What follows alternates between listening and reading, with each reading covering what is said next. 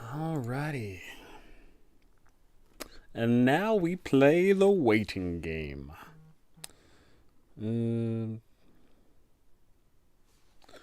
Okay.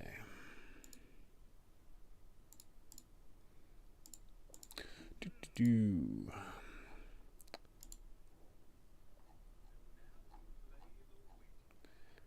Alrighty.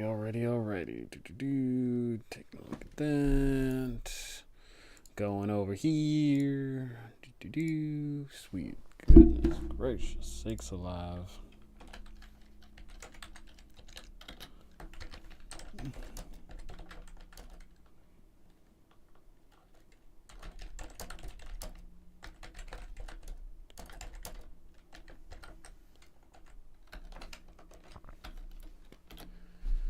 Okay, perfect.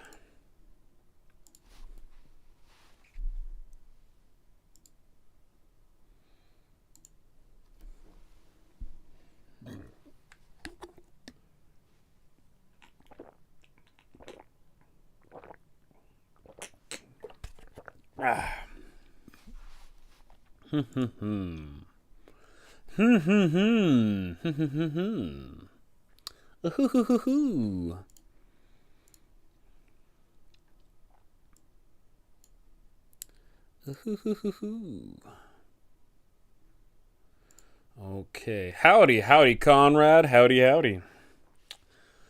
Howdy. Setting up the stream, making sure everything is working. Sounds like my mic's working.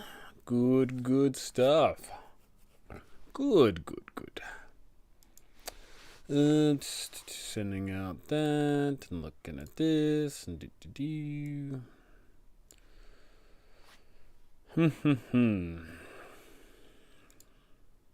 Sup, pimp? Sup, colon?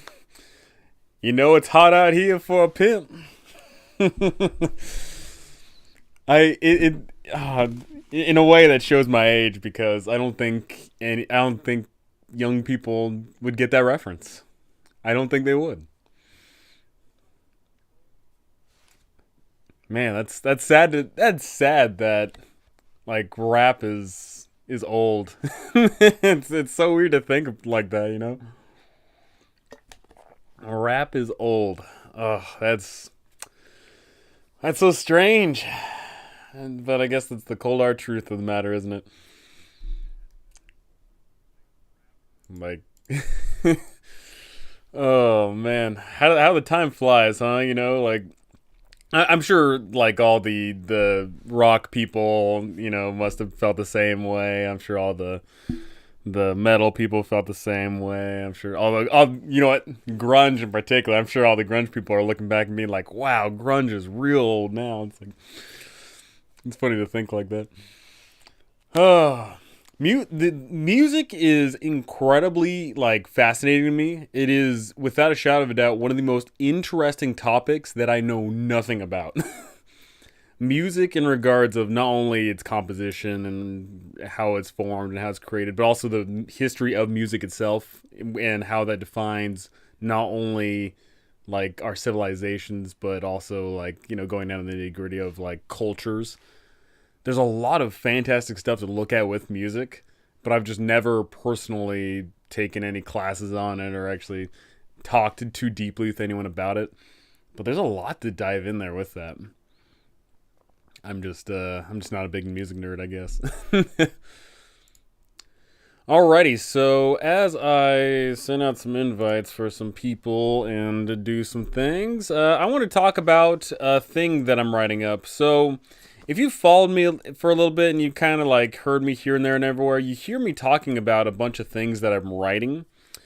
And the reason why I'm writing a bunch of different things at once instead of just writing one thing to completion is because I feel like with my creative outlet, if I focus on any one thing too much, then I think that unfortunately the creativity will get stagnated, and also I feel like more importantly is like I'll just come out with a worse product. So what I'm doing is I'm working on a bunch of different projects at once, and so when the inspiration strikes me, all of a sudden, boom, I can shift to one lane or the other. And so, to that degree, the major things I'm working on right this very second are two of the major things I'm saying I'm going to work on is a reverse dungeon hex crawl, a mega dungeon Beauty and the Beast, a jungle biome adventure, like a sandbox adventure, a desert sandbox adventure, and I'm also adding one to the mix. There is I'm adding Fablewood, which is a fairy tale themed sandbox adventure. Hello, Alex. Hello, hello. And so I've already done a bunch of writings on it already. And mind you, when it comes to all these products, I am going to be writing a bunch of these, and I will have them finished writing this summer. But when it comes to putting out the products, I'm going to have to be hiring an artist, because it doesn't matter how awesome your text is. If you have no cool art to back it up, then it's worthless. So when I get the writing done and I get the full, like, I'm not going to commission art and then like write around it. I'm just going to write it all, and then I'm going to throw it out there and be like, okay, artist, I need, this, and that. So I'm going to have the writing done for several of these. I imagine at least 3 of these projects by summer. It's just I need to get the art for them, and then when I get the art, that's when I can do the full layout and, do all the fun jazz. But ultimately, it just, it takes time. That's the unfortunate part with all these projects. Like, they just take time.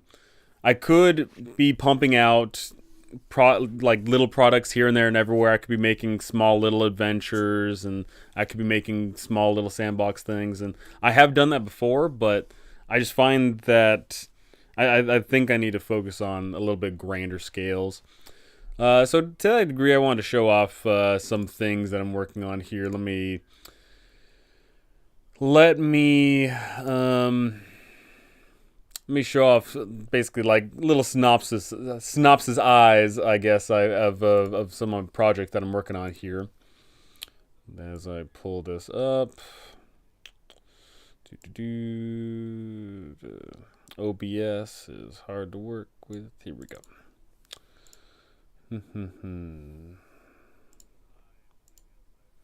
Okay, so here's one. Slay the Beast. This is basically the mega dungeon that's Beauty and the Beast, but, the Beast is actually the bad guy here.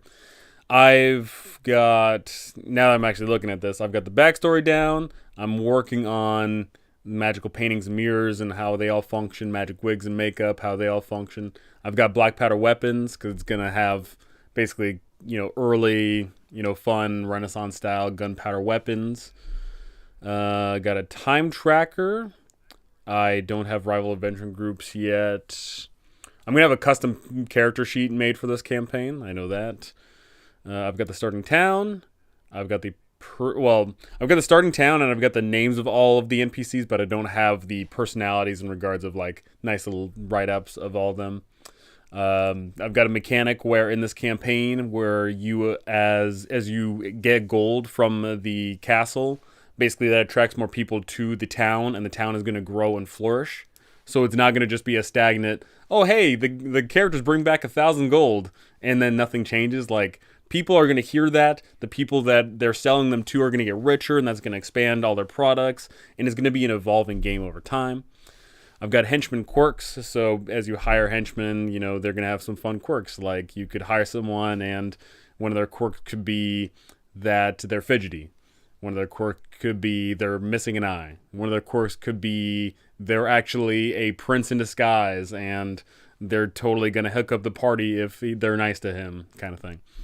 So basically things like that.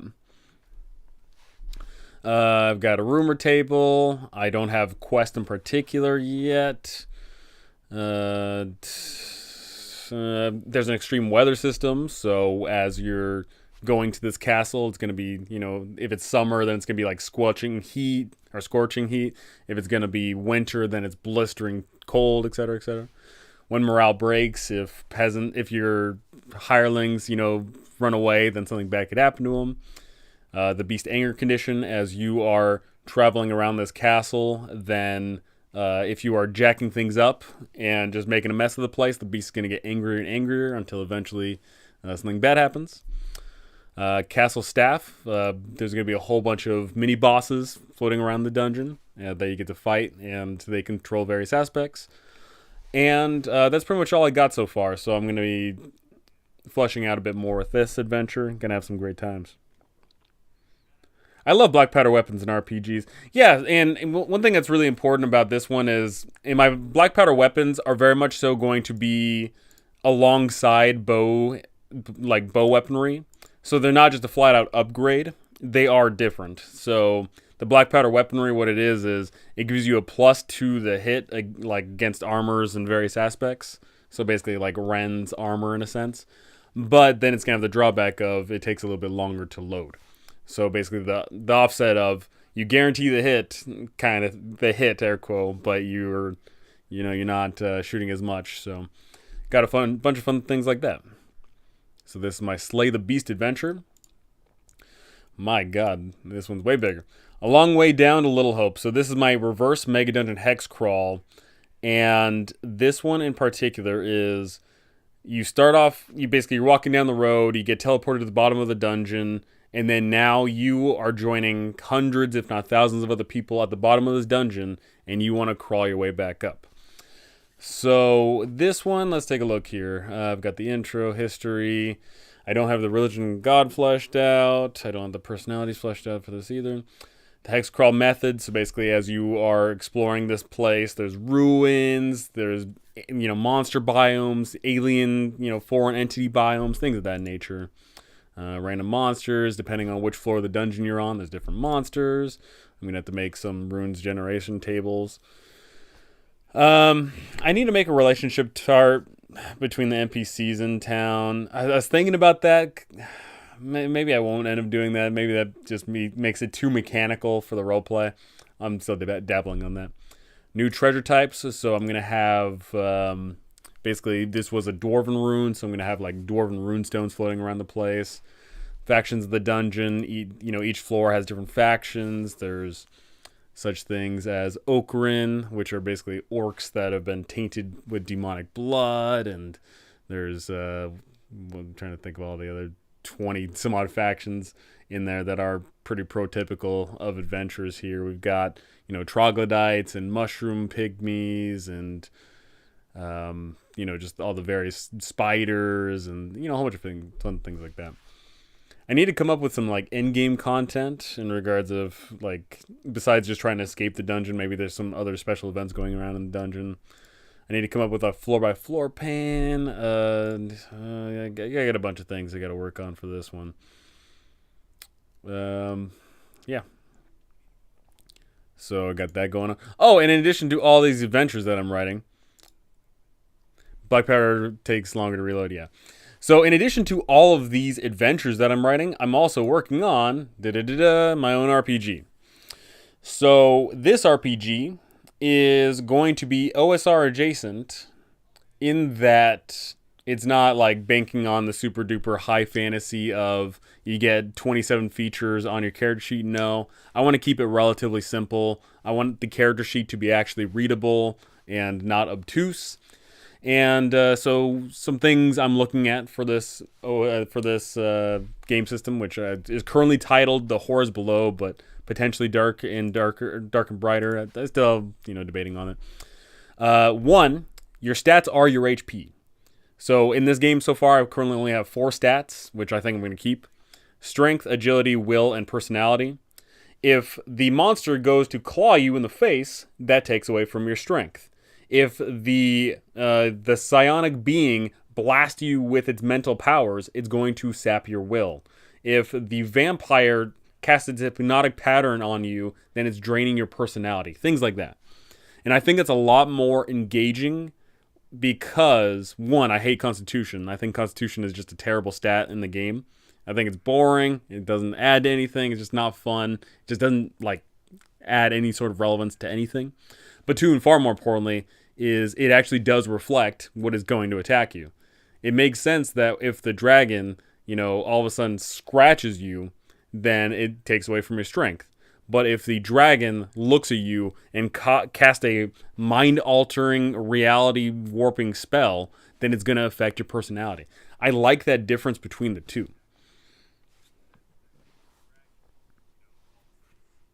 Hello there, everyone. Hello, Overboard. How's it going? How is it going? Just talking about some of the projects I'm working on right now. So this is my RPG. So one with the RPG, your stats are your HP. I think that's a lot more flavorful. I think that's a lot more fun. And of course, getting rid of Constitution because I think Constitution is a boring score. So basically, my idea is I'm going to keep the classes relatively small, like a small class list. But there is going to be subclasses of those classes. And how that works is as you level up, you get to go on these air quote journeys, which are essentially like feet to trees. And these are not just pertaining to combat, mind you. Something very important about this system is I really, really, really am leaning in toward the exploration and the roleplay side of things. So when you're going to explore around the wilderness, when you leave home or you leave your civilization or whatever, then the game gets broken up into a gameplay segment where it's broken up into 4 portions of the day. You've got morning, noon, evening, and night. So with that, you say you chart your course and then you start going, and then the players get to take on roles as they explore around. If everyone just wants to march, then everyone takes on the role of march. But then you can elect someone to lead the march, and then they're going to be the trailblazer. You can elect someone to scout. You can, if you're not moving, then you can elect to do various things, such as you can elect to fish, or you can elect to hunt, or you can elect to forage, or you can elect to set up camp or cook, things like that. And I'm going to have a bunch of features that are tied to enhancing those abilities, because I want exploration to be huge. Death if any stat reaches 0. That wasn't my original plan, Cullen. So far, what I have written down is if you reach 0 in a stat, then you are shattered. And what that means is you roll on a table. So, like, let's say if the dragon claws you and you hit 0, bam, you are shattered in strength.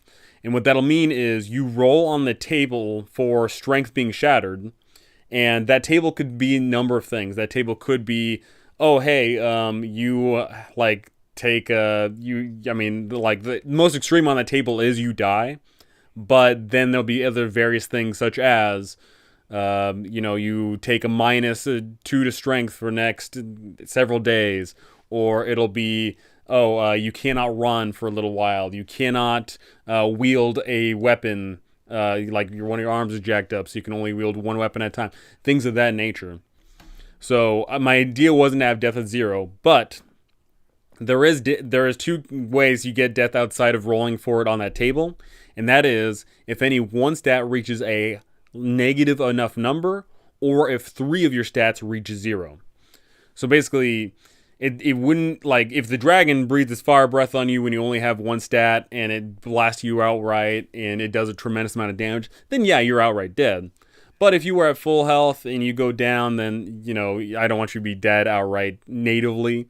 But if you are getting hit for multiple things, then for sure you die. So if your strength, agility, and will all get, drop down to 0, then you're dead.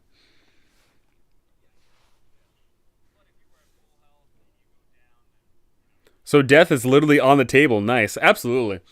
The thing about death, and shout out to Tabletop Bob, everyone. For those of you that don't know, Tabletop Bob is an awesome.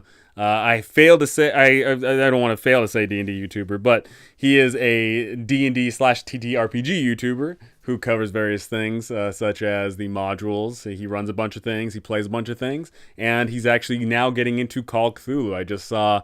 I just started your session 0, Tabletop Bob, of your session 0. But I will say, I have actually ran Mr. Corbett's, so that's a great way to kick off your game there. Cool idea. I like that. Love random table rolls for sure. In what my idea with that is, I want to remove the idea of, oh hey, when the monster goes to attack you, it's targeting your arm. No, I more so want to say, okay, the monster attacks you, and then your stat goes down, then you roll. and then you take, like, let's say you roll, and on the table it says your left arm is damaged. Then you can narratively say, like, after that, okay, then the orc that was swinging toward you got a lucky nick in, and all of a sudden you're bleeding heavily from your left arm as a huge chunk is missing, kind of thing. I want to lean in toward that. What app are you using for these notes? I like the organization. This is Notion, and I strongly, strongly, strongly recommend you use Notion. Notion is fantastic. So, mind you, this is just a incredibly crude layout for Notion. There is so many great things you can do with Notion in regards of, you can, like, in fact, I'll just show you here. As I scroll all the way down, because I've got a bajillion things going on here. Yeah, let's go down here, shall we? So let's say for Bob, right? And then as I highlight this, oh god, I don't want to highlight everything. Oh no.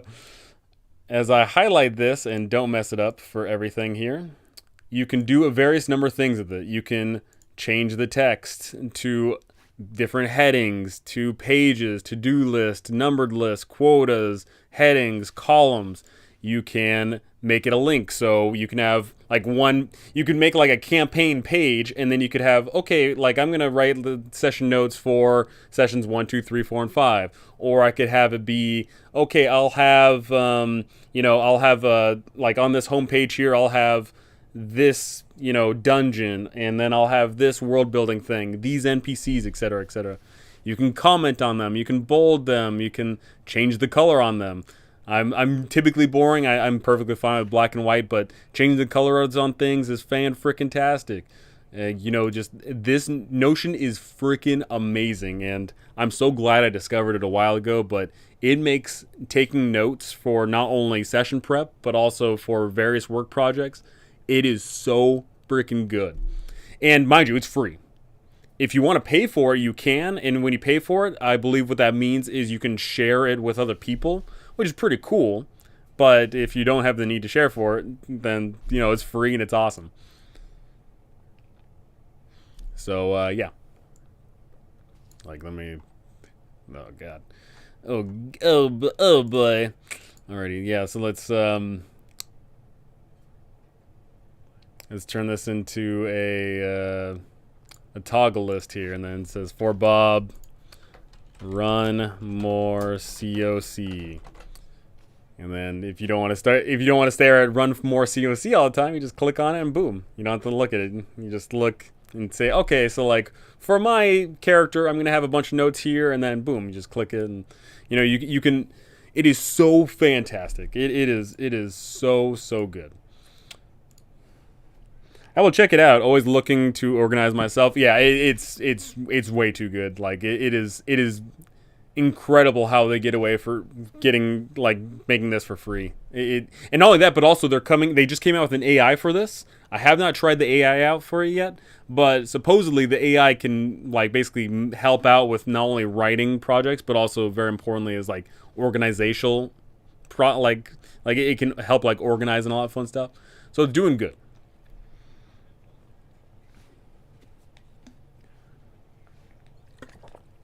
So yeah, so those are the projects I'm working on. I'm working on so many different things. Once again, just constantly trading around here, and so with that, I am working on this fairy tale themed forest sandbox adventure setting called Fablewood, pending title.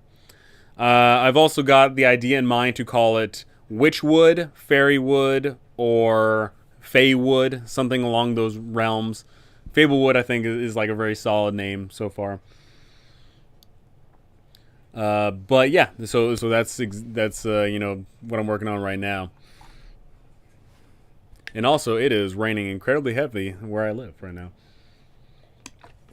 In fact, earlier we actually had some hail as well. That was weird. That was weird.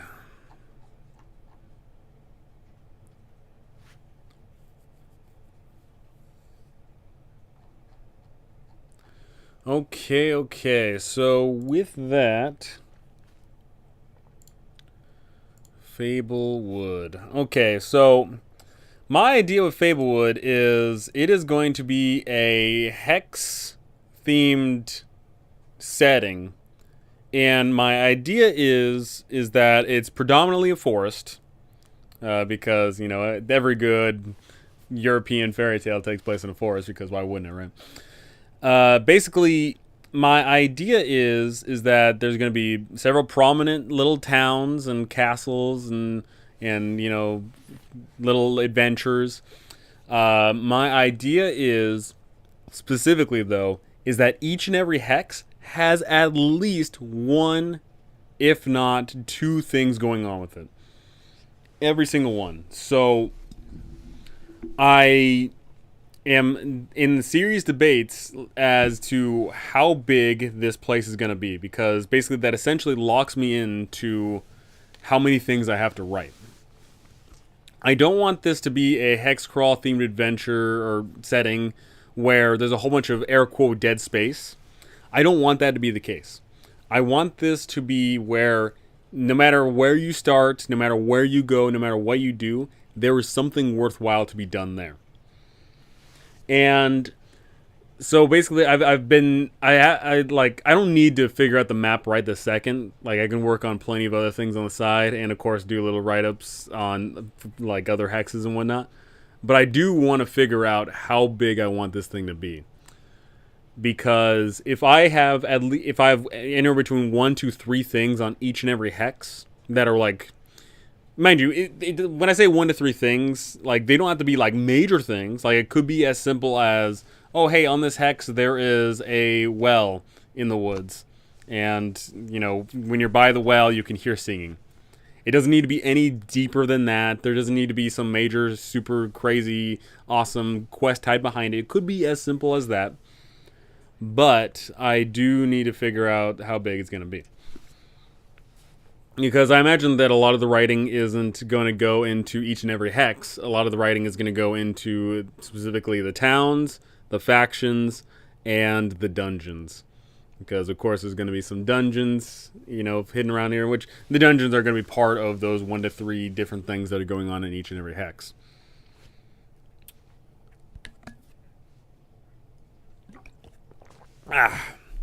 So with that, let me.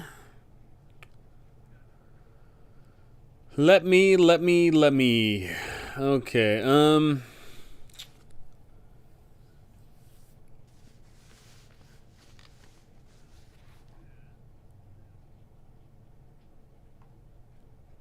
So I've already gotten a bunch of stuff written out for it in regards of, various aspects of this campaign setting. But I don't have. Let's see what I don't have here. It's so annoying only having one monitor. I don't even have a monitor. I have a TV on the opposite side of my room here. So many people talk about how amazing it is to have 2 or 3 monitors set up, but I am not blessed like that. I've got to stare at just this one terrible thing. Okay, so the history.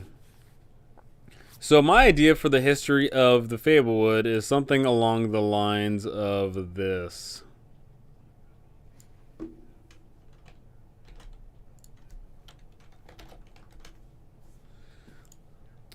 So my idea for the history of the Fablewood is that a long time ago, the Witch Queen ruled this place, and eventually, over time, it's been taken over by various different fae beings and aspects. And of course, now humans and humanoids are now living in amongst and around the Fablewood. And of course, when naturally humans and fae creatures start coming together, they naturally start butting heads as well. And I want it to be, for the setting in tone and feel, I want it to be a inviting place, but even though there are people living here, it is still foreign. I very much so want this campaign setting to be, even if you say, okay, like, you're from around this area, you're not going to know everything. I want it to be where you you can like have lived in the Fablewood your whole life, and yet there's still something strange about this place. I want to feel mystical, and more importantly, I want to feel magical in regards of not only like the magic that is permeating the world, but also I want it to feel foreign. I want it to feel, even if you step out from your town and go down the road a couple of days, like through the wood, then it's going to be strange. You're going to start bumping into more and more weird things. And so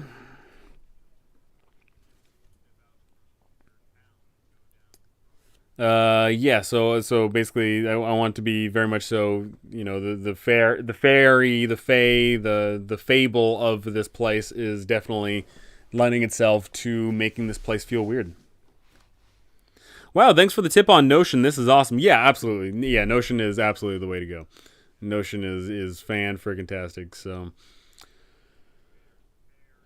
for example, like I start off here with the bullet list here, but I'm gonna turn it down now into a good old fashioned toggle list, so I can, instead of it be taking up all my space here, I instead put it in there, and then boom.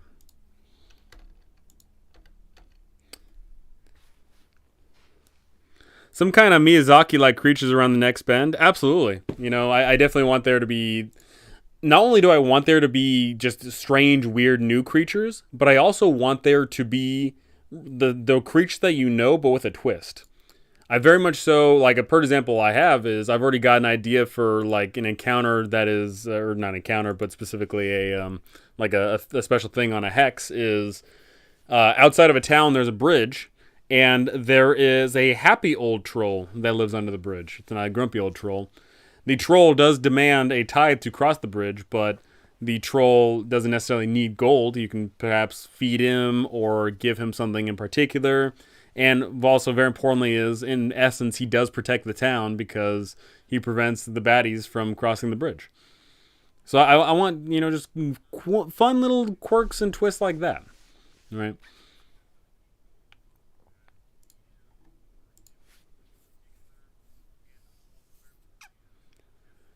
What else? What else? What else?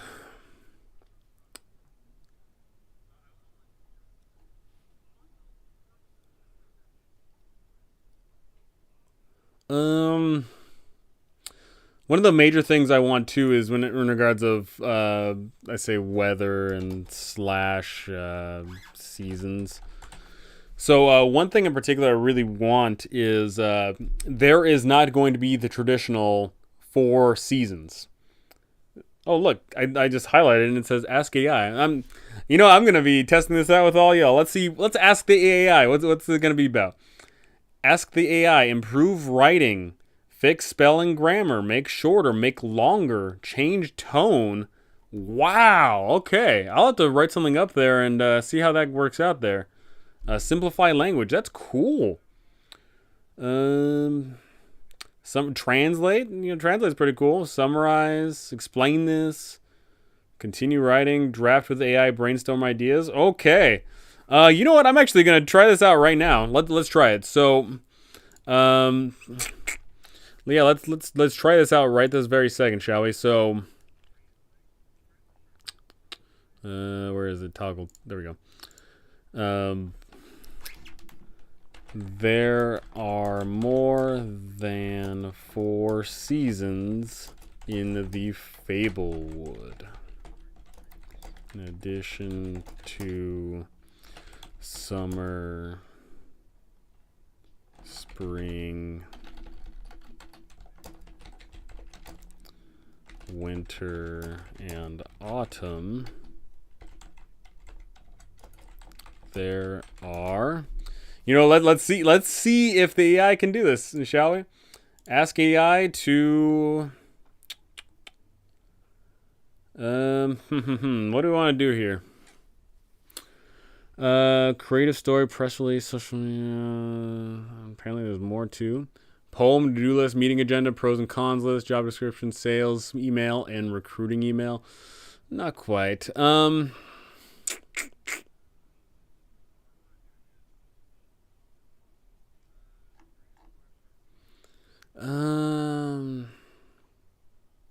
Let's brainstorm ideas. Let's see what the AI has got.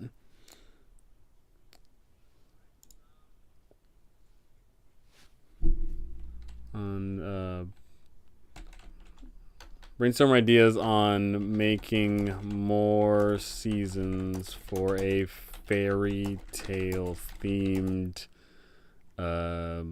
adventure setting.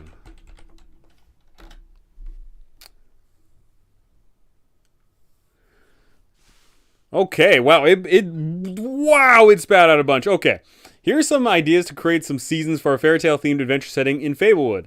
Enchantment, a season where magic in the forest is at its strongest, causing flowers and trees to glow and granting magical powers to those who know how to harness it.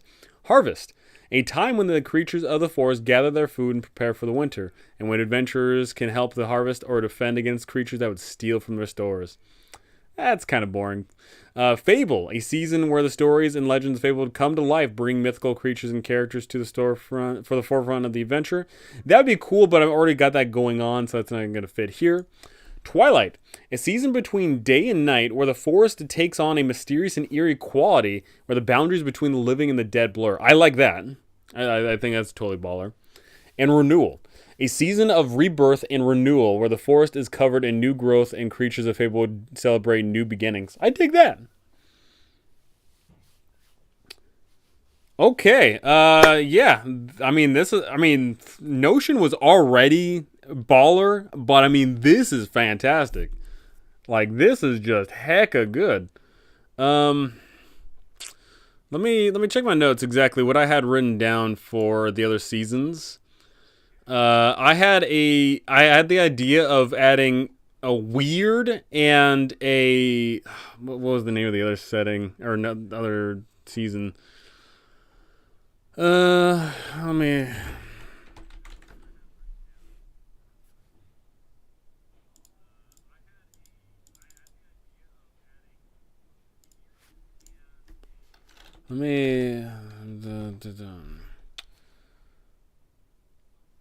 So I had the idea for a weird season and a witching season. That's what it is. Because I think witching season could be really cool. Renewal could be cool if there was more destructive season right before. I feel like some kind of Phoenix vibes. Yeah, for sure. I don't want. I don't know if I want there to be too much destruction in this campaign setting. I'll definitely think about that for some other settings for sure. But for this one in particular, I don't think I feel too destructive here. But man, this is good. Like this is very good that the AI can like spat it out all of that quickly. That was baller. Okay. Do you want to discard the AI response? Cancel. Okay. Good to know here.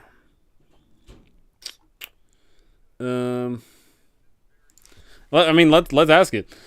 Can you add a witching season and a weird season? Witching season, the dark and foreboding. God, this writes so fast. Holy bejesus. A dark and foreboding season where the powers of the witches and dark magic is at its strongest. During witching season, the creatures of Fable would become more aggressive and dangerous. The forest is filled with traps and curses. Adventurers may need to seek out powerful magical artifacts or allies in order to survive. I dig that. Weird season. A season where the laws of nature are turned upside down and the creatures of Fable would become twisted and unpredictable. During weird season, the forest is filled with strange and dangerous creatures, and the landscape itself may shift and change. Adventurers may need to rely on their wits and creativity in order to navigate the bizarre and unpredictable world.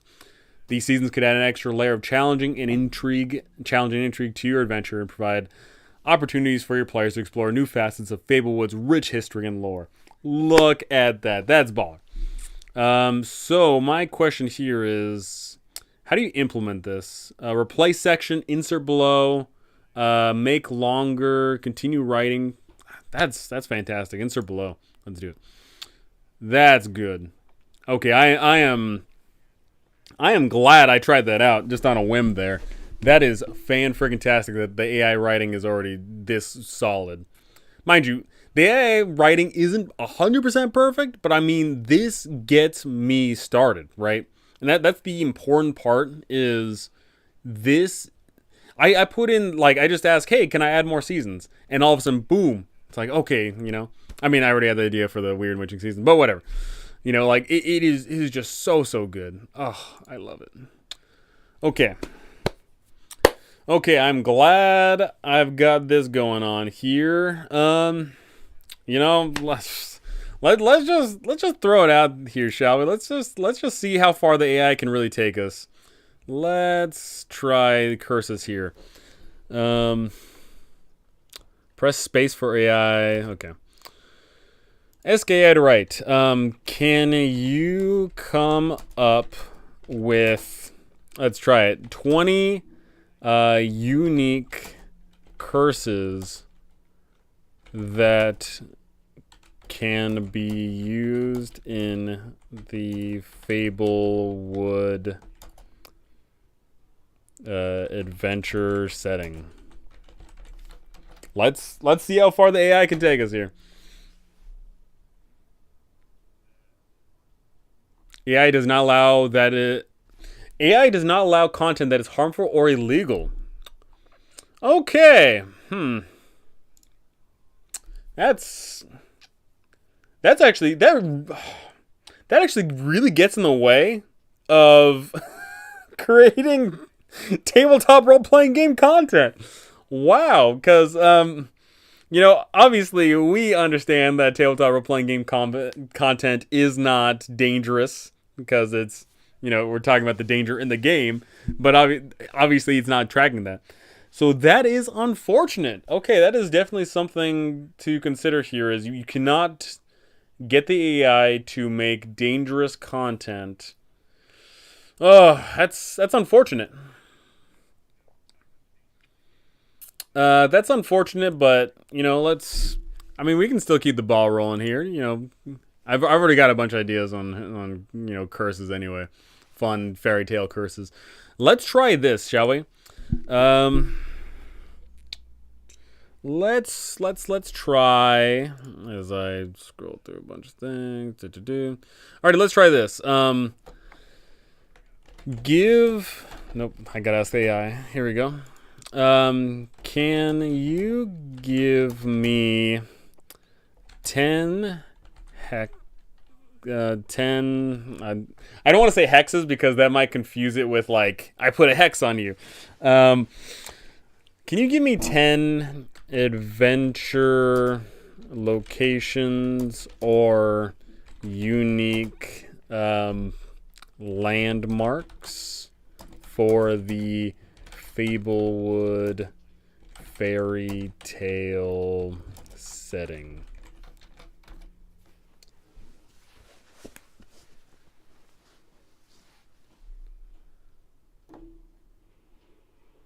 Okay, let's see what we got here. Let's see what we got. The Forbidden Forest, a dense forest filled with all manner of dangerous creatures and forbidden magic. That's the forest already. The Enchanted Lake, a tranquil crystal lake that has magical healing properties. Sure. A dragon's lair, a witch's cottage, a fairy ring, giant's causeway, crystal caverns, troll bridge, haunted castle, rainbow falls. I don't, I mean, let's tell it to try again. Let's see. I clicked on try again.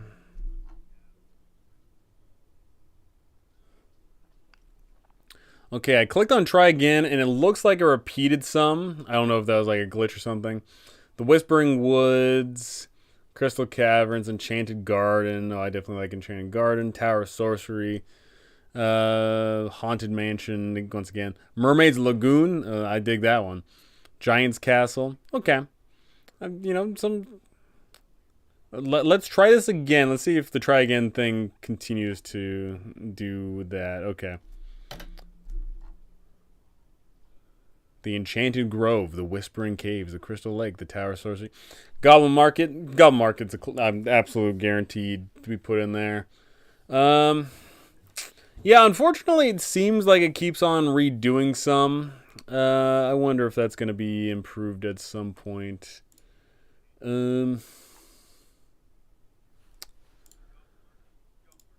I've already got. I mean, I've already got a bejesus ton of ideas with what I'm going to be filling in my hexes, but I mean, like that's cool. Like it gives it like a little small ground bases, I guess. Like, not. I'll tell you this once again. Not every hex is going to be filled with a dragon's lair or a the freaking like a large lake or whatever. Some of the hexes are admittedly just going to have natively like either smaller things or just like less significant things because I don't want it to be like, oh, every single hex has like 20 hours worth of adventure here. No, and like they might have some little bits of adventure or mystery or excitement or whatever here, but is what it is. Okay, let's try. Let's see here.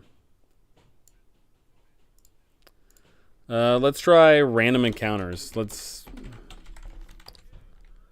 Okay, so it couldn't generate anything dangerous, but let's see if this works. Hey AI, can you give me 20 random encounters to be had in the Fablewood fairy tale setting? Let's see what it comes up with. Oh my goodness. Okay. A group of 3 blind mice who have lost their way and need help finding home. I dig it. Talking mirror that can reveal secrets about anyone who looks into it.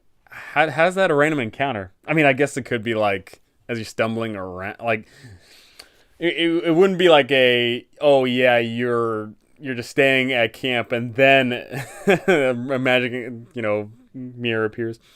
A giant beanstalk that leads to a cloud kingdom. I'm definitely going to have that.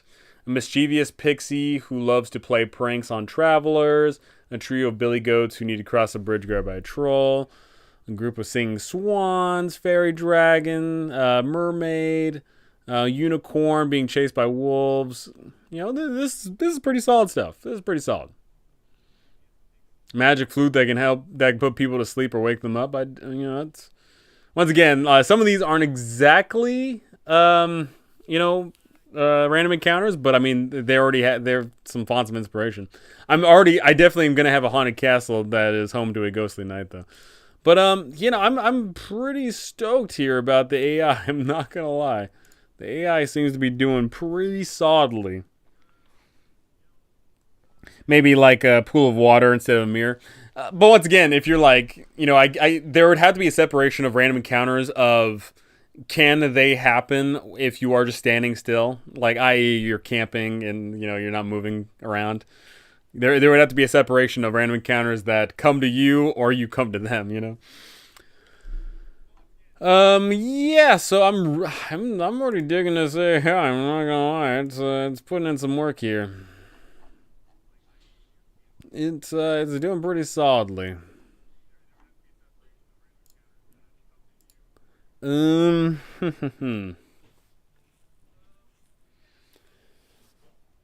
Yeah, I mean, ultimately, like I said, I've already got a bunch written down. It's just a matter of I've got to format it, and then also very importantly is I've got to sit down and honestly reconcile how big the Fablewood is going to be.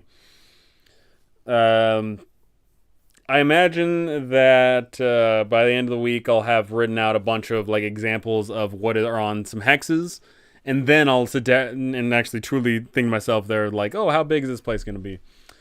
Because my idea for the Fablewood here is as I go and let's just start finagling about, shall we? Trees. Let's bump up the area smidge, and let's scale these down significantly. And also scale the density down some.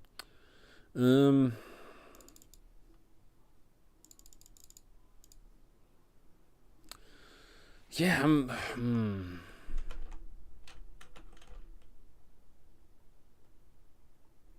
All right.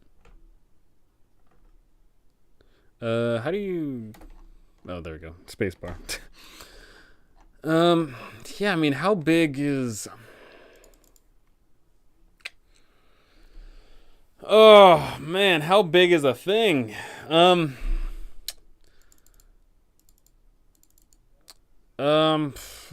me before I start putting down a bajillion tons of forest here. Let me just put down some like where I think like maybe some settlements would be. Here we go, towns.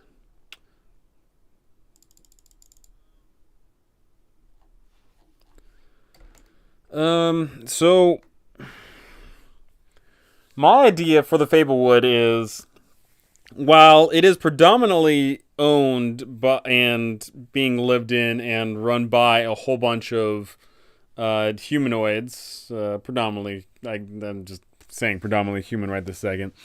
In the very, very heart, and I mean directly in the center of the entirety of this place, is the castle that belongs to the Witch Queen. I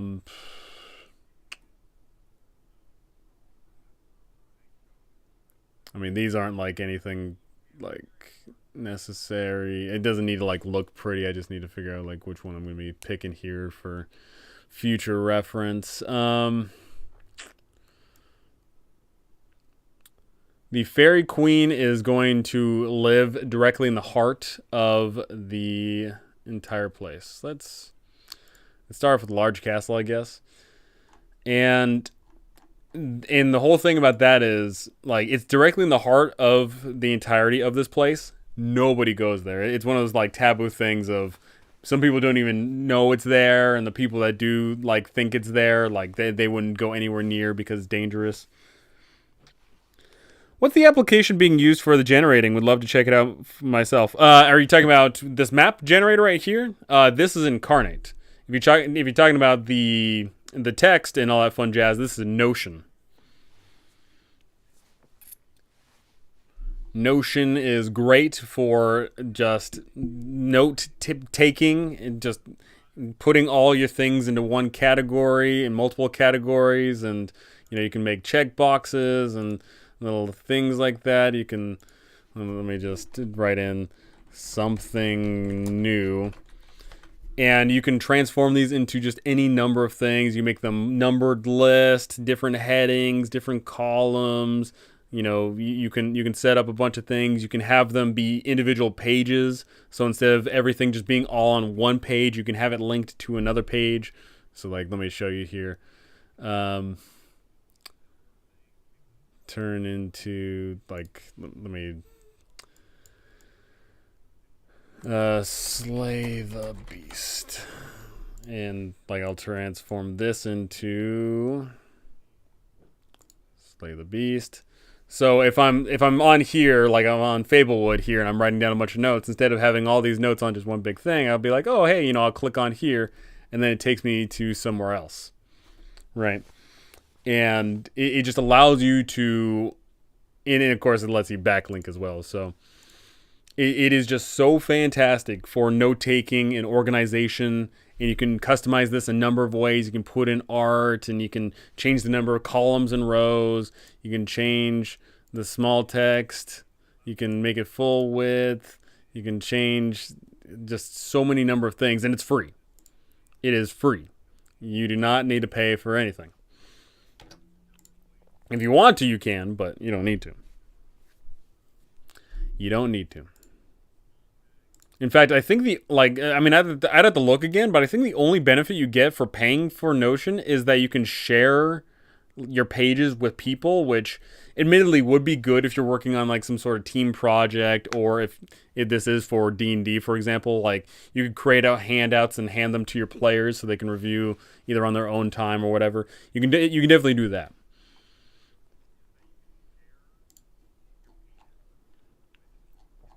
Yeah. So in regards of Fablewood here, so my idea is literally in the heart of the Fablewood. There is that the Witch Queen's castle, and it's super taboo. You don't go there, but maybe that could be fun adventure of once you reach a high enough level, then you do get invited to the Witch Queen's castle for a ball, something like that.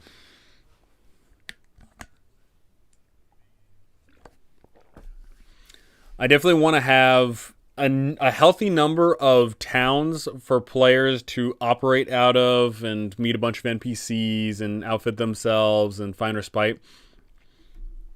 And they definitely need to be close enough that you can go from like one town to another in a day. Like that definitely needs to be the case. So I need to like sprinkle them in. And if not, if you can't go from one town to another, then there needs to be some sort of way to guard yourself from the elements, because that is just natively how civilizations work. You don't like going back to all those medieval towns, they're very much so oh, you walk 8 hours in that direction, you'll get to the next town kind of thing. Like they wouldn't be days and days and days and days apart. They would definitely be a little bit more closely related. Thanks for the tip. We'll check it out. No problem. No problem. So that to that degree, each of the miles are going, or each of the hexes are going to be 6 miles to keep it relatively, quaint. Really great for tracking. Really great for setting up. Oh, hey, in this hex there are 2 things, and in a 6 mile grid, that would make sense that they don't, butt up against each other. And 6 miles is enough where you can put some like one major thing in there, and it'll be like the pretty nice, just a bunch of things like that. I'm just like so agonizing over how big the Fablewood's actually gonna be, but I probably shouldn't. I should probably just like more focus on the writing aspect first and figure out all that fun jazz. Speaking of, I want to try this out here. Let's try.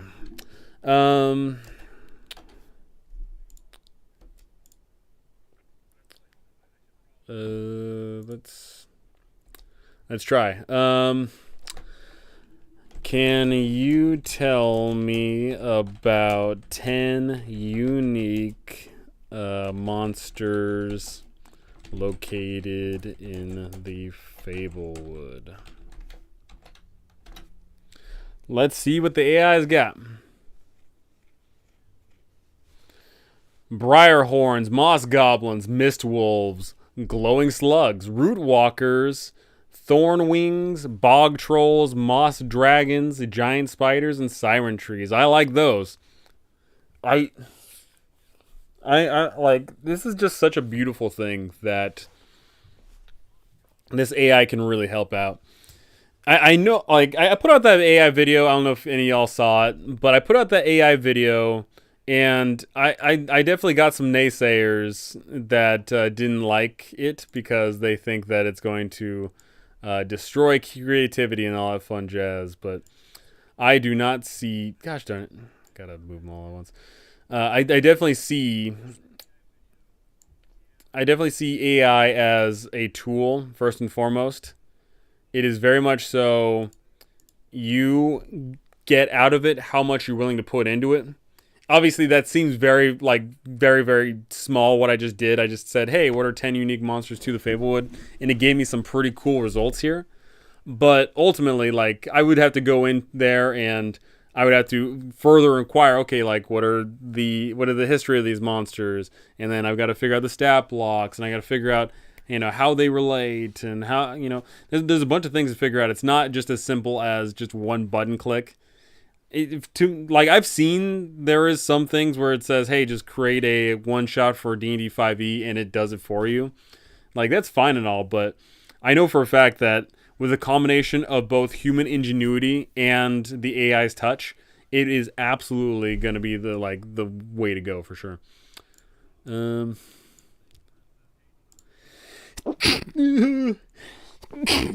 goodness gracious. Excusez-moi. Alrighty.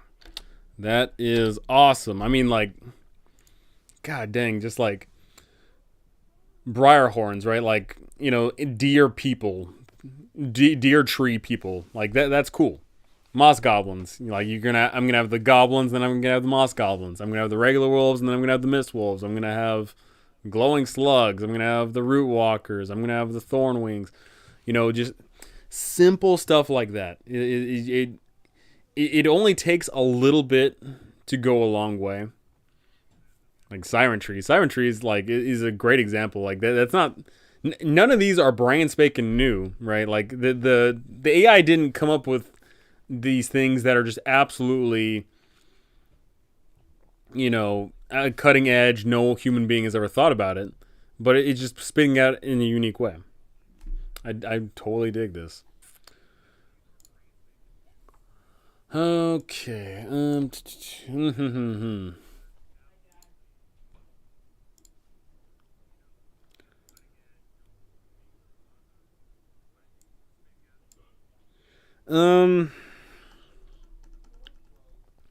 Ultimately, man. Also, actually, you know what? Now that I think about it, this notion here, like one thing I was contemplating about is one of the issues about this is going to be just writing it down and formatting it. But it sounds like Notion is trying to do that, so I'm actually genuinely curious how that's going to work out. Like, let me.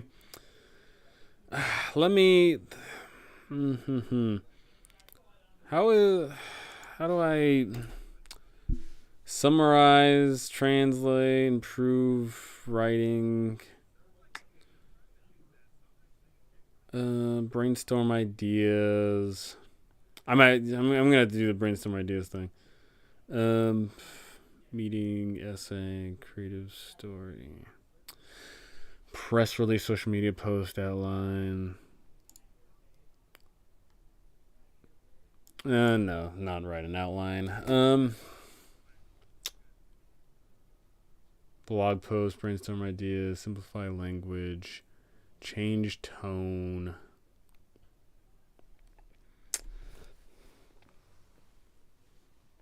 OMG, this is brilliant, dude. I want to continue my notes for Chris Strahd, but I guess my campaign is a little too spicy for it.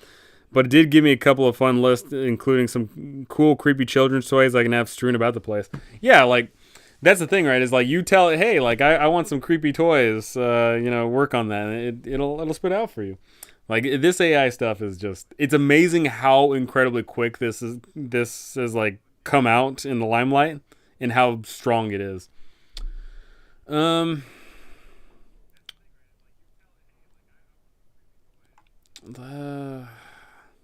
guess I'm gonna like I'll write a bunch in like a Word document, and then I'll copy it onto here, and then or paste it onto here, and be like, hey, you know, change it up for me, and then I'll get a really good grasp on making things a bit different in regards of all that fun jazz. Brainstorm ideas on things we can add to the Fablewood fairy tale campaign setting. Let's just see what happens.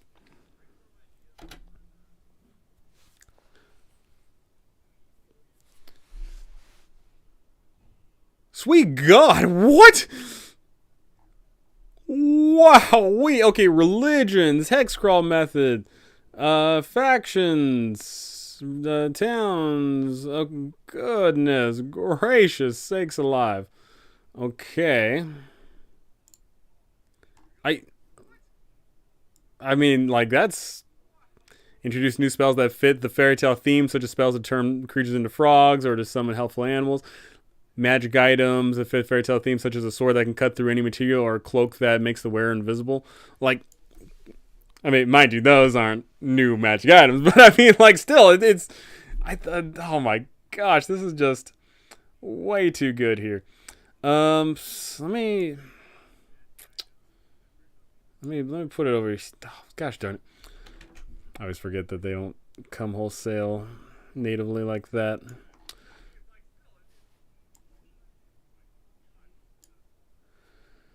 Man, that is something else, let me tell you.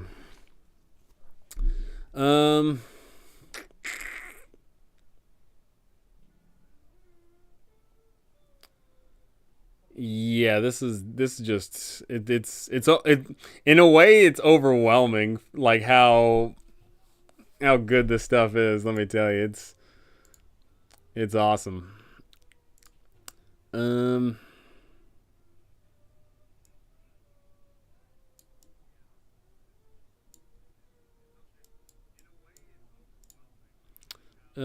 gosh darn it, OBS, don't break on me, please.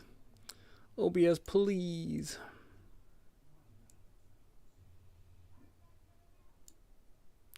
Alrighty.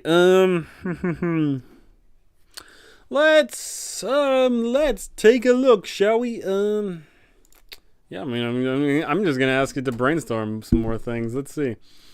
Brainstorm ideas. Brainstorm ideas on what factions are in the Fablewood.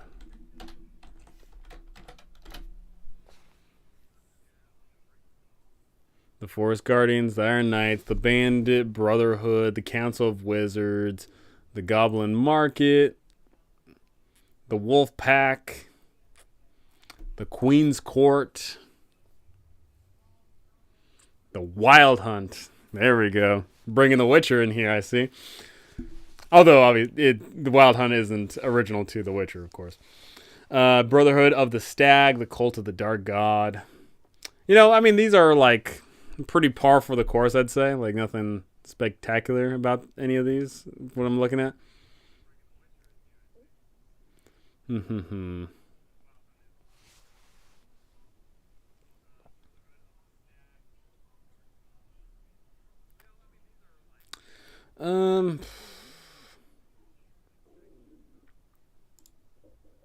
Make longer. I just clicked the make longer button. I wonder what happens here.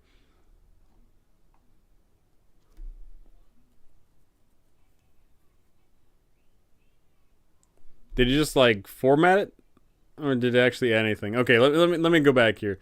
The Wild Hunt. This faction is made up of a group of hunters who roam the forest searching for their prey. They are known for the skill of the bow and the tenacity in the hunt.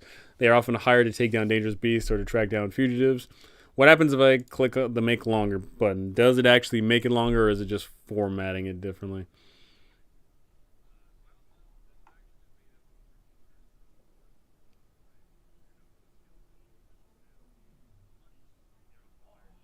Oh, it just removed it.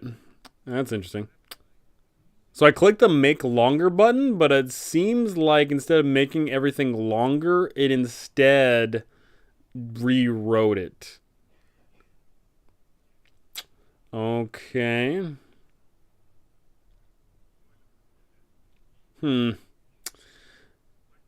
Cult of the Dark Moon. These are cool and all, but I'll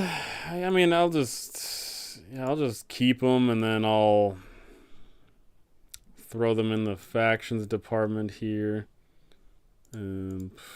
Make factions a toggle. Gosh darn it.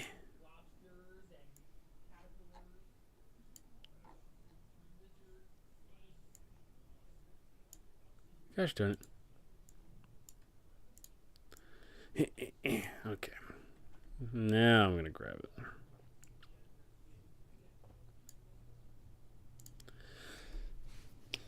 This is showcasing that the AI is not perfect, which I fully understand. It's relatively new technology we're facing here. It's doing good work though. It's pumping out some good stuff here.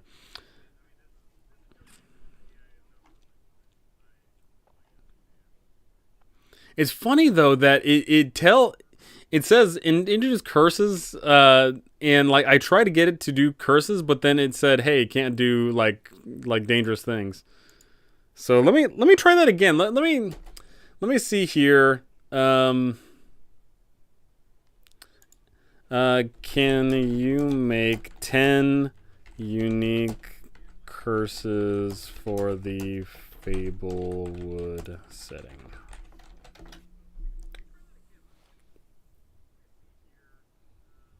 Does it remove it for being dangerous? Okay, this one did not. The Curse of the Lost Voice, the Curse of the Changeling, Curse of the Living Dead, Curse of Eternal Sleep, Curse of Talking Animal. Those who are cursed with this affliction are transformed into an animal and cannot speak human language. So you're transformed into an animal. What does talking animal have to do? Curse of the Unending Thirst. Oh, that would be terrible. Curse of the Mindless Wanderer. Those who suffer from this curse wander aimlessly, unable to remember their past or form new memories. Yikes. Never-ending hunger. Uncontrollable laughter. Curse of broken heart. Unable to feel love. Yeah, so that's actually a big thing. Is I definitely want like love to be like a core theme of this setting. Whether that be just in regards of the quest that you go on, like love is actually an entity, or that could be very much so like something special there. Hi, Lord No Fun. How's it going? How's it going? I'm Fred. I'm trying out the AI here on good old-fashioned Notion, and it turns out the AI is actually spitting out some good stuff. It is actually spitting out Talking Animal for a Disney TTRPG. Exactly, right? It's actually spitting out some good content. I'm not gonna lie here. Like I'll show it off for you here. Give me 10 quests for the Fablewood setting. Fablewood fairy tale setting.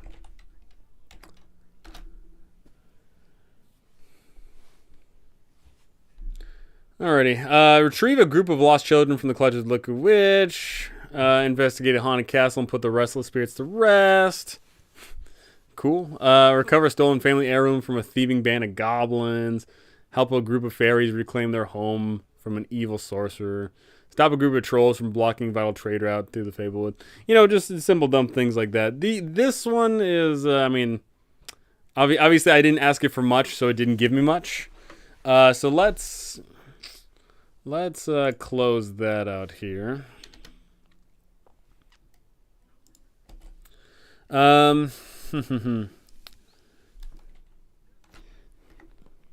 Do we retire now or wait for the termination letter? It's both, right? I mean, one, you should have retired a long time ago. No, I'm just kidding. But honestly, what it is truly like a combination of things, right? Like, you do need to sit down and create these adventures, right? Like, yes, obviously anyone, literally any human being that has the capability of writing can absolutely go in there and say, hey, write a one-shot adventure for this setting and give me all the stats and you can say that, right? But ultimately, people are not going to do that, right? There are people that are either too lazy to do it, they're too scared to do it, and also far, far more importantly is from us as DMs is who's going to run it in the first place. No matter what, until a true video game AI adaptation comes out, which isn't going to happen for some time, people are going to want to play, and they're going to need a DM to do it. And so, yes, us as DMs can absolutely just sit there and write up these adventures here, and it is absolutely going to feed us an adventure to run. And as I'm doing right now, I'm forcing it to create adventures for this setting of mine that I've got cooking up here, Fablewood. And it is absolutely, going to be required to be ran by the DM. In fact, actually, let me ask you this. Can you write a fun one-shot adventure set in the Fablewood fairy tale adventure setting. I want the adventure to have a strong hook, you're limited on what you can write here. That's unfortunate. Why did the fairy kill 25 humans? Why did the fairy kill 25 humans? I don't know. But unfortunately, it looks like this AI here can only, or this AI in particular, can only write so much. But I am going to continue this prompt over in my chat GPT here.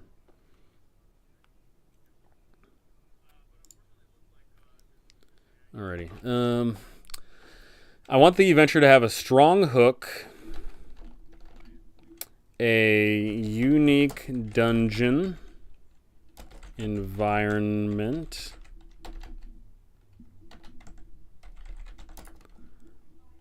an engaging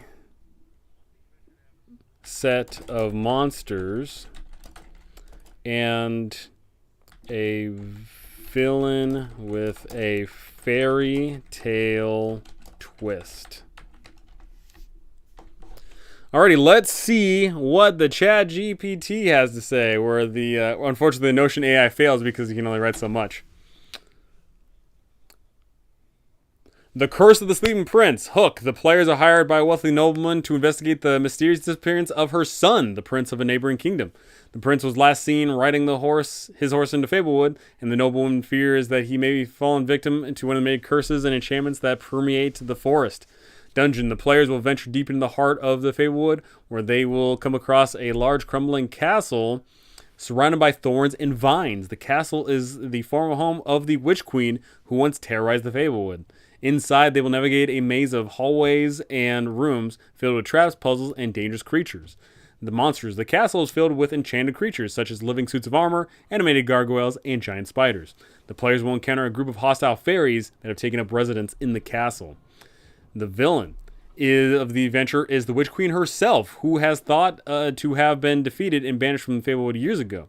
The prince stumbled upon the castle and was captured by the Witch Queen, who plans to sacrifice him in a dark ritual to regain her power and exact revenge on the Fablewood. Twist. The players will discover that the prince is not actually a noblewoman's son, but a shape-shifting fairy who was sent to the mortal realm to retrieve a powerful magical artifact that was stolen from the fairy queen.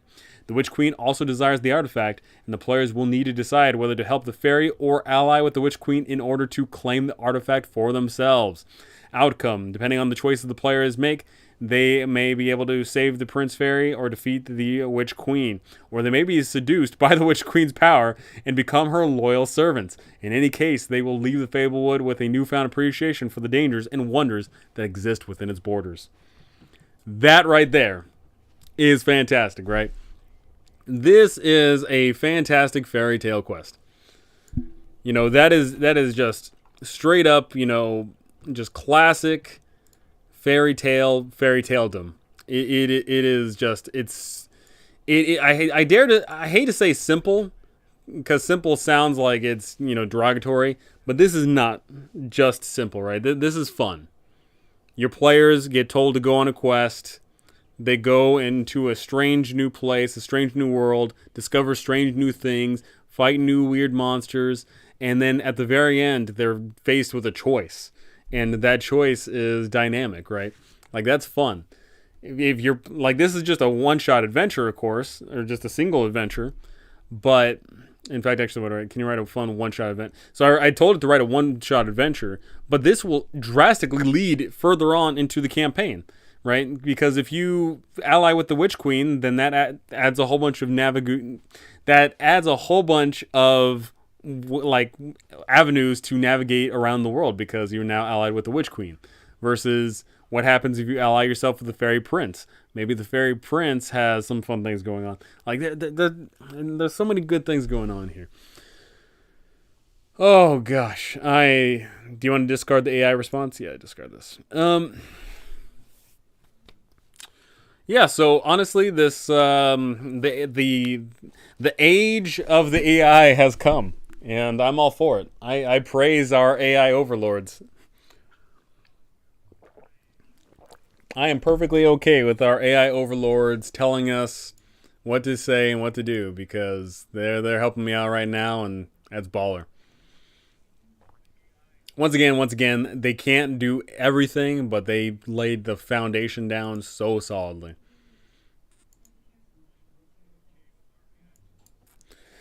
Oh boy. But why did the fairy kill 25 humans? I want to know.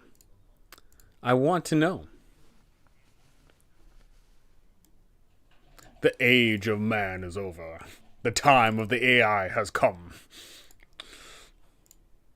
Rawr. Oh man, that good old orc there. It's funny because when you look at the Lord of the Rings books compared to the movies, they added some characters and they removed some characters. And for example, that orc general, I don't believe was in the books, but that orc general that's in charge of attacking Osgiliath and then attacking Minas Tirith, like that's a great character that they added, right? That's just a fun character. Plus, he's super ugly. Looking like Harvey Weinstein up in here. Ah. Okay. So it's telling me that I should consider religions, hexcrawl method, factions, endgame content, towns, rumors, quests, spells, magic items, dungeon curses, random encounters. Um,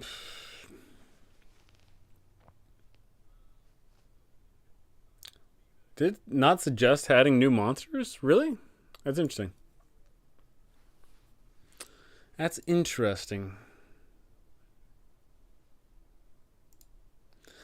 Why does all the town folks dead have their intestines missing? New creature, intestine blob. Ew. That's the thing is like I don't like I'm struggling on like whether I want to make this like super duper grim dark in regards of you show up to the town and everyone's been eaten and now there's intestine monsters running around the joint. I definitely want there to be, obviously some sense of urgency and danger, right? I definitely want there to be, trees that eat people. I want there to be werewolf packs. I want there to be, you know, all that fun jazz. But at the same time, I don't necessarily want it to be like, oh gosh, this is terrifying. We're going into the Fablewood. I want this to be like, oh man, we're going to the Fablewood. What's going to happen? I do want there to be like that sense of jittery, sense of mystery. Because unfortunately, what I've come to discover is whenever you run a just purely grimdark thing, there is like a lack of mystery. Like, oh, that everyone's gonna die. You know that the twist is the main villain is this harboring murderous intent and has got people locked up in the basement. But if I only just sprinkle that in here and there and everywhere, then it's not so bad. Then like I want it to be truly like a mystery.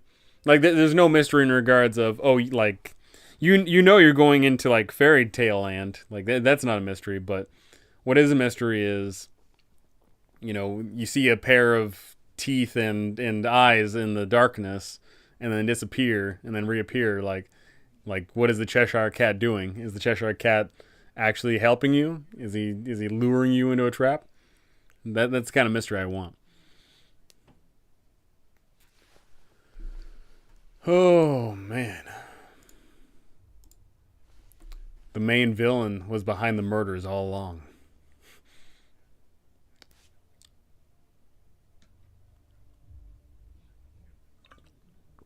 Ah. Yeah, I've certainly got my work cut out for me in regards of formatting all this, and also very importantly is putting it down on a map because once again that's going to be the hardest thing for me is like the map is going to be so important to this game because this game is centered around the idea that when like you are hex crawling and when you go to a new hex like there's definitely something there Once again, not something major every single time, but there's gonna be something worthwhile there, something to at least get you searching around if you want to be completionist.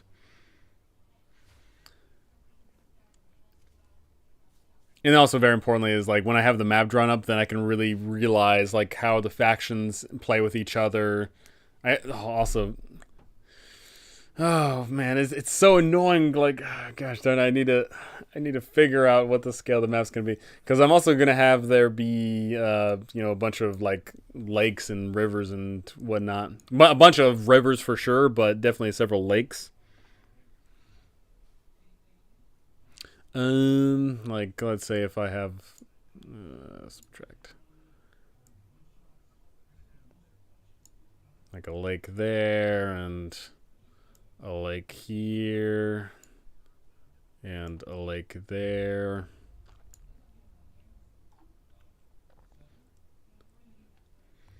There's a lake I know.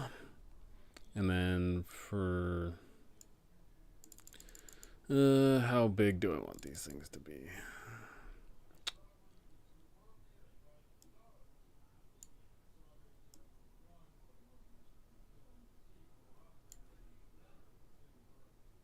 Um,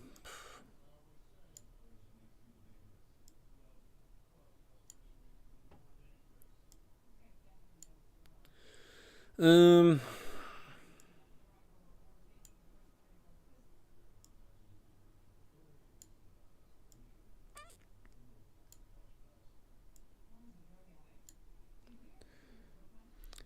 like I'm just like literally throwing out spitballs here in regards of the lakes and river system here. Um,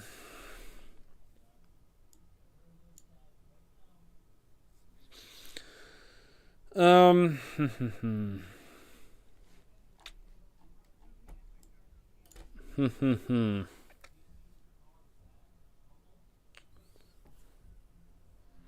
man, I.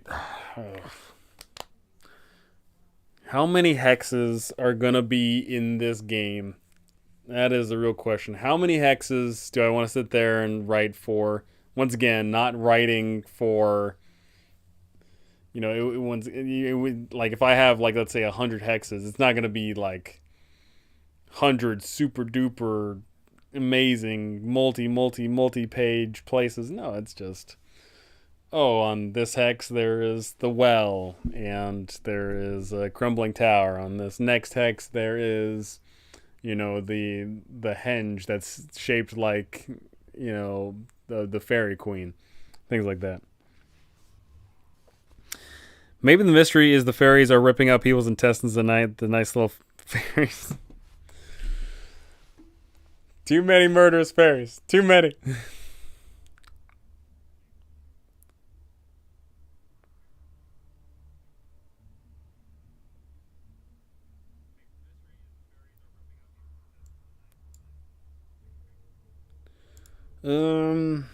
Never trust Tinkerbell. It's just one of those things where small flying creatures they're terrifying. They can get into all sorts of shenanigans. God dang. I just like I feel like I need the map for reference, but at the same time I don't. So it's just I'm not gonna touch it for a little while. Screw it. I'm gonna leave it up to the side. I'm gonna do my writing in regards of writing up a bunch of things. Like obviously the map is gonna really help out once again in regards of faction relation, and it's gonna help out in regards of a bunch of things. But it's not the most important thing. I feel like I can get a bunch of writing done without looking at the map. I feel like that's the case.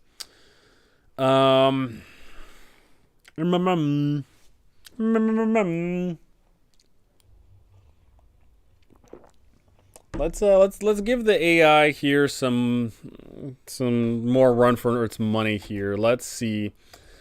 Can you make some end game content for Fablewood? Let's see. One idea: powerful evil threatens to consume the entire land. The players would need to gather powerful artifacts. Boring. Yeah, it's not very exciting. Um, I'll ask in more detail. Can you give me 3 end game scenarios?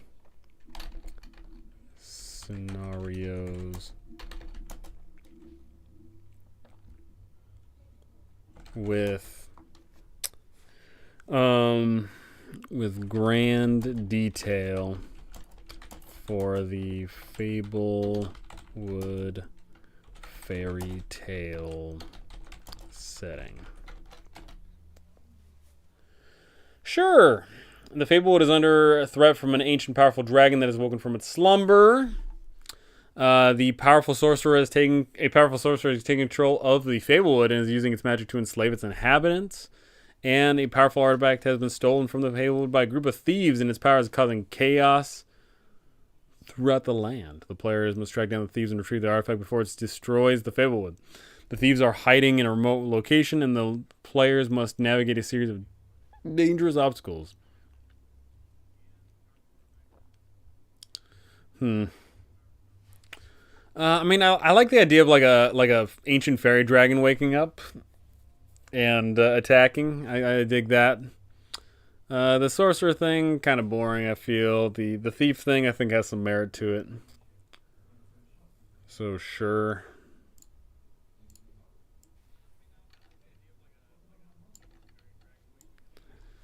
So let's copy. Gosh darn it, I gotta transform this first. Turn into toggle list. Gosh darn it.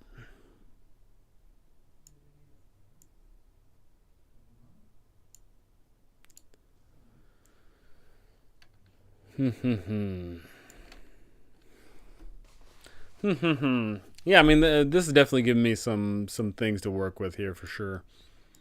I think that ultimately, I'm trying to compare this AI to the Chat GPT, and the Chat GPT seems a little bit better. But what seems to be really cool here is that this AI does seem to have more functionality than just writing things out. This AI does seem like you can just natively just tell it, hey, summarize this for me. Hey, improve the writing for me. Hey, change the tone here, which I don't need to change the tone, I feel like, for this. But, like the fact that there's like some easy standby buttons for, hey, write this poem. Write a poem about Fablewood.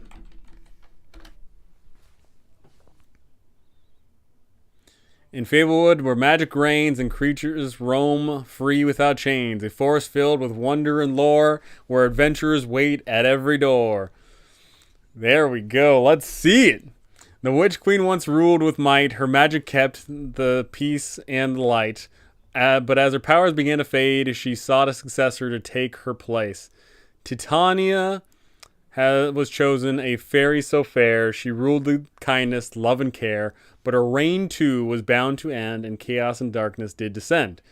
Yet hope was not lost, for Aurora appeared, a wise and powerful fairy, all revered. Under her rule, the forest bloomed, and adventures once again resumed. The factions and creatures all unique, each with their own story and mystique. From werewolf hunters to dragon slayers, the Fablewood is full of diverse players. So come and explore this magical land with Hexcrawl's quest at your command. That's not the last part you can't say in world, but that's definitely something that's great for like a tagline for this. With Hexcrawls and quest at your command with curses, spells, and magic items galore, Fablewood is a world worth exploring and more. That is awesome. One of the lakes can be called Walled Lake. The backstory of the lake is it was man-made. At the bottom of the lake, it used to be a prison. That sounds pretty baller. Holy crap, the thing just gave me a pretty good speech for Undead Priest of the Dark Powers. Yeah, I mean, this thing is like, the fact that it's coming up with poems on the spot's pretty freaking baller, I'm not going to lie. The fact that this thing is coming up with Not just, gosh darn it. Need to copy and paste the whole thing. Or just move the whole thing. The fact that it can come up with poems on spot's pretty baller. Once again, let me take a look around here. See more poem to-do list. Man, it's a to-do. Oh my goodness. I honestly think that this is way too awesome. Oh, here we go. Like I'll have write me a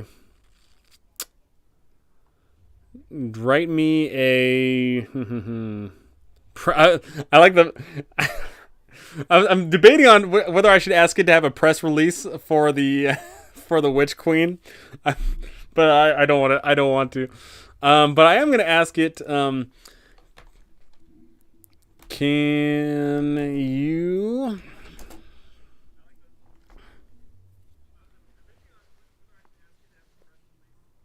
How's this thing rhyming? I mean, the thing to consider is the English language is relatively the English language sucks in that there's a lot of things that don't rhyme, but because there isn't, what that means is it's super easy to find the things that do rhyme, right?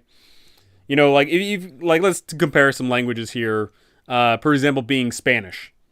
In Spanish, you can easily get away with rhyming by having everything end with O or A. Or O or A, I should say. And like so like for Spanish, you can get away with a lot more because you can just have so many things end with O or A. Like in Japanese, like every single word ends with A, I, U, A, or O. But ultimately what that means is like it'd be easy to what do you call it? It makes it easy to rhyme, but at the same time, then it can also be sometimes constrictive because then you gotta like completely like reach out there sometimes nonsensically. Haha, do it. Press release for the Queen sounds awesome. You know what? Let's screw it. Let's do it. Let's do it, shall we? Let's see what the Witch Queen has to say about her domain, shall we? Want a press release about the Witch Queen? Let's see it. The legend of the Witch Queen lives on. Long ago, the Fablewood was... Oh my sweet lord! How does it write so fast? I cannot comprehend how quick this is. Long ago, the Fablewood was ruled by powerful sorceress known as the Witch Queen. Her magic kept the peace between the various races, blah, blah. As time passed, the Witch Queen began to wane. She needed to find a successor. She got Titiana. However, the legend of the Witch Queen lives on in the Fablewood. Her powerful magic and wisdom are still revered by many. Many of the creatures in the forest still whisper stories of the Witch Queen, and some even believe that she will one day return to the Fablewood to restore peace and order once again. The Witch Queen remains an important figure in the history of the lore of the Fablewood, and her legacy continues to shape the forest to the day. Adventurers who dare to explore the depths of the Fablewood may still encounter traces of the Witch Queen's magic and influence. Join us in celebrating the legend of the Witch Queen and the magical world of the Fablewood she has helped to shape. Perfect. You know, that's pretty good stuff right there.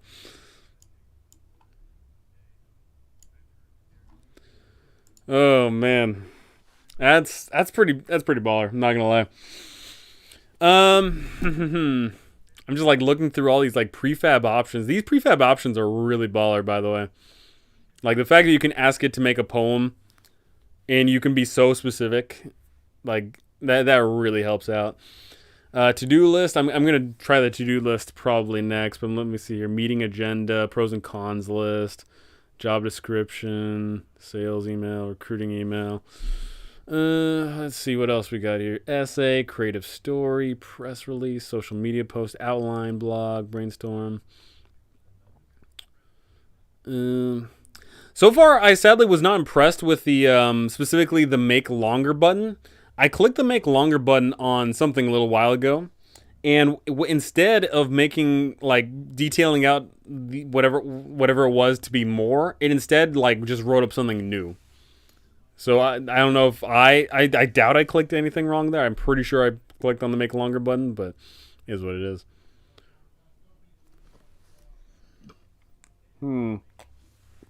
Let's give what I just said a whirl here. What was I looking at? The to-do list here. Write a to-do list about things to add to the Fablewood adventure setting write-up. Setting adventure setting write-up. Sure. Well, let's try that. It must be stealing parts of content that is already out there and just blending them together, maybe? Absolutely. Yeah, that's honest. Like, ultimately, that's what it is, right? And, you know, I know that, like, when it comes to specifically the art, specifically looking at Midjourney, I know there's a lot of contention in regards of, oh, is Midjourney good or bad? And I know that the people that say that Midjourney is bad, they say that because it steals art and then turns into something new. And to, you know, I say to that is, like, there's very, very few people that don't take inspiration. And isn't the AI just in essence using inspiration? It's tough to say. It's in, like, so for the writing now, the AI absolutely has to be taking things, because I don't know if you saw my video. I told it to make a jungle adventure. And it immediately came up with the name Cholt.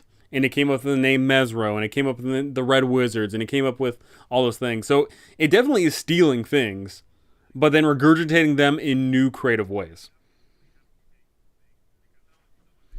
Alrighty, so it's telling me that the adventure setting to-do list, add an intro to the Fablewood setting, and provide context and background info. Include information about different religions that exist in the world. Create a list of unique and interesting monsters. Introduce idea curses. Include information about different factions. Use the hexcrawl method to explore the Fablewood, dividing the map into hexagonal regions. Create a list of unique and interesting dungeons. Include rumors, list of quests, unique items, information about the different seasons.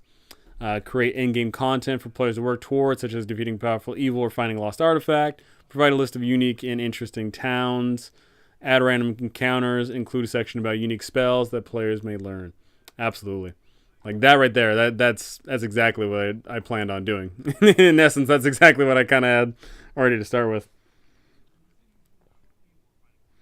Ask it to have the Witch Queen give a villainous monologue. I was actually literally just thinking the same thing. Great minds think alike here. Okay.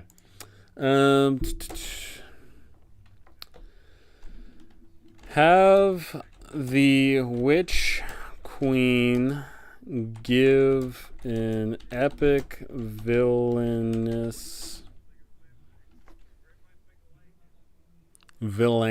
I was like, how do you spell villainous? Monologue.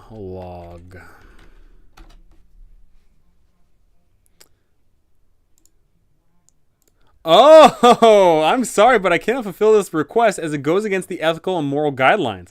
As an AI language model, it is not appropriate to create content that promotes harmful or violent behavior, even in fictional context. Okay, so I'm actually curious then. Let's see if ChatGPT will be able to save the day, huh? Will ChatGPT be able to give me... Have the Witch Queen give an epic villainous monologue. And I know I've got to refresh this because it's been a while. So there are definitely two different AIs here, because I believe the ChatGPT here does not follow that same guideline. As you stand before me, fools, you think you have come to defeat me, to end my reign of terror. But you know nothing of true power. I am the Witch Queen, ruler of this land, and I will not be cast aside like some common foe. For centuries I have watched from the shadows as mortals squabbled and fought over my domain. They believed they could outwit me, but they were wrong. I am the master of the arcane arts, the queen of curses, and my power is absolute. And now you come to challenge me. How amusing. You think that by banding together you can defeat me? You have no idea what you're up against. My magic flows through every tree, every rock, every living creature in this forest. My minions will tear you limb from limb, and you will beg for mercy before I am done with you. But perhaps you are not so foolish as I first thought. You have managed to make it this far, after all. Maybe there is some shred of intelligence left in you. So I will give you a choice. Join me, or face my wrath. Together, we can rule this land, bend it to our will, and bring order to the chaos.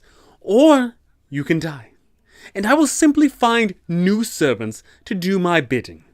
The choice is yours, but choose carefully. For once you cross me, there is no going back. That is dope. That is dope. That is like... because I've got these ideas. So basically, the idea is I'm not gonna write a story adventure, right? Like I'm not gonna write a let's say a taking for 5e, for example. I'm not going to write up Waterdeep Dragon Heist where you go from scene to scene, location to location. No, I'm going to be writing a Tomb of Annihilation and Curse of Strahd style campaign of truly a sandbox adventure, and my idea is, unfortunately with Tomb of Annihilation and Curse of Strahd, those are written as sandboxes, but they do have a clear end, one singular goal. I'm going to write multiple end game encounters.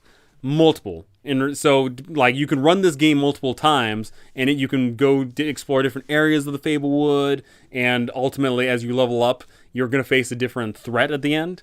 And one of my ideas is, of course, the Witch Queen, whether she is returning or this is an imposter or whatever the case may be, the Witch Queen being a villainess.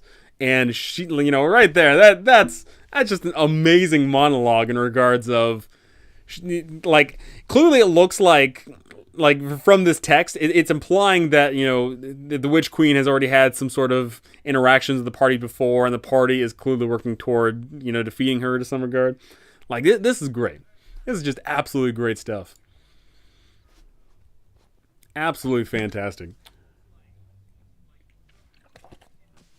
And now that, like literally side by side here, in conjunction, I can have two AIs working. And having two AIs working and, like, them covering different strengths and weaknesses and all that, like, that's just, oh my gosh. That's going to make my future writing here just so seamless.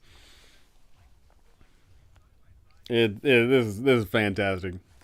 Oh my good golly, Miss Molly. So I'm trying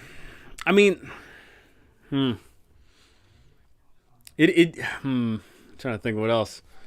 Like, because I don't think this is everything. Like, this gave me a fantastic checklist here, but I don't think this is like everything I need on my to-do list. I'll probably have to look at some more here. In fact, I'm actually going to compare here. I'm actually going to go into the ChatGPT here and see. Can you create a to-do list for everything I would need for writing the Fablewood adventure setting? And mind you, I need to do this more with our AI overlords here. I need to write please more often. So can you please? Because we need to respect our robot overlords here. Can you please create a to-do list for everything I would need for writing the Fablewood adventure setting? Let's see. Sure, here's a to-do list. Map, list of factions, list of prominent NPCs, historical events, flora and fauna, curses, magic items, weather, festivals and customs, unique beverages and food, rumor table, quest, one-shot adventure, spells. Yeah, that's honestly a good starting point, and that actually covers some other things as well. That like I didn't cover in the other one. Why are the fairies working with the obviously evil witch queen? I mean, I'm gonna have like factions of good, neutral, and evil fairies.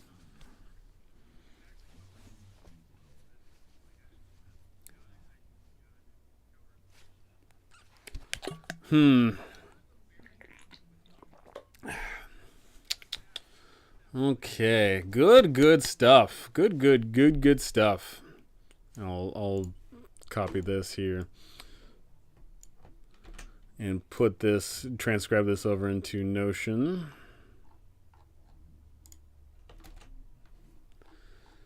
It's funny that number one thing that came up though was the map of the Fablewood, because gosh darn it, I mean, obviously the map, the adventure is coming before the map for this one.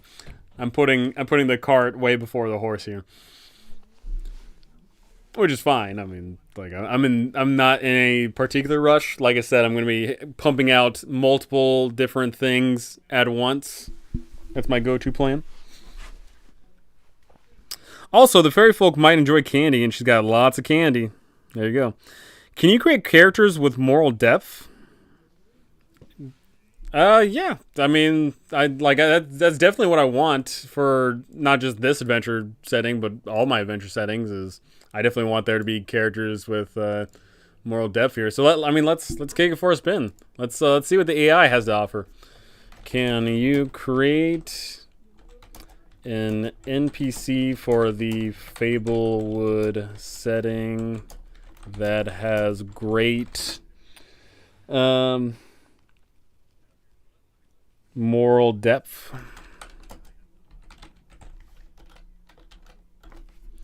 Let's see what it's got to say. Here's an example of an NPC with moral depth from the Fablewood, the Raven Queen. Okay. So obviously the Raven Queen being taken from good old-fashioned D&D here. The Raven Queen is a mysterious figure who is said to reside in the hidden castle deep in the Fablewood. She's known to be a powerful sorceress and a skilled fighter, and she's feared by many for her unpredictable nature. Okay. Despite her fearsome reputation, the Raven Queen is also known to be compassionate and just ruler. She is said to have a deep respect for all living creatures, and she is known to be fiercely protective of her subjects. However, the Raven Queen is also known to be a bit of an enigma. Her motivations and desires are often unclear, and she is not always forthcoming with information. Some believe that she has hidden agenda, while others see her as a benevolent protector of the Fablewood and its inhabitants. Overall, the Raven Queen is a complex and intriguing character with great moral depth. I mean, this is just straight up like the Obama giving Obama the medal meme here. Players may encounter her in various ways throughout their adventures in the Fablewood, and her actions and motivations could have a significant impact on the outcome of their quest.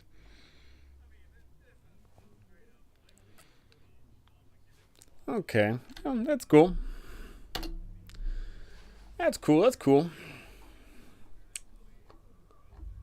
Man, I'm genuinely enthused that the AI is just so quick though. It's not sitting there thinking like, okay, let's go here. No, it's just straight up like, okay, we're going. We're going in this direction.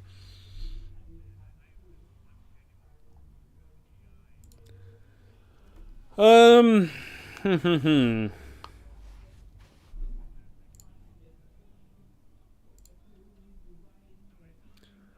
yeah, I mean, how good is it in writing jokes? Let's take a look. Um, I'm gonna do it not in the Fablewood one because I'm pretty sure how the AI works is the AI kind of like resides within a single like framework here. So I'm gonna do it in some like other one that I've got no really care about.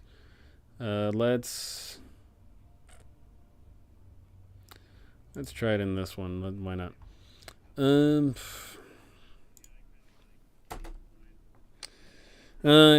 Can you write a funny joke?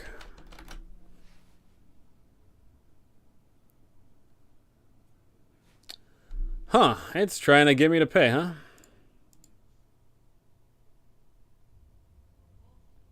All free AI responses have been used for this workspace. Oh, did I literally just use the last... Okay, I did not know that. Okay, so it's got a limit.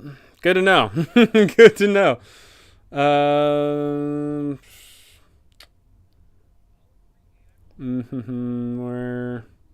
Where am I again?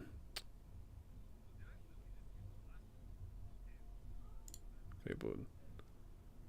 Yeah, can I... All free AI responses have been used for this workplace. Go unlimited. Okay, so apparently, yeah. Apparently this thing has a limit. So, there is that. I genuinely didn't know. I mean, I'll tell you though, like, how much does it look like it's charging? $10 a month member. I mean, straight up, like, I will tell you this. If you are using this, like, mind you, I'm not sponsored by Notion. I clearly haven't given them money because it's not doxing me right now. Thank God. Thank God it's not doxing me. But basically, I am here to tell you, if you use this AI for... let's just go off of, you know, a weird number here. Let's just say 10 hours a month. That $10 is worth it, right? If you use this thing for 1 hour a week, no, what am I saying? Screw it. If you use the thing for 2 hours a week, in regards of all your prep and all your writing and whatever the heck else you would use Notion for, I am here to tell you, even though I haven't even purchased this product yet, I'm here to tell you that the AI is worth it, right? Like, that's awesome. Like, the fact that it can really just help you out. I'm probably, maybe, certainly considering thinking about purchasing this, but, you know, I can also just default back to ChatGPT.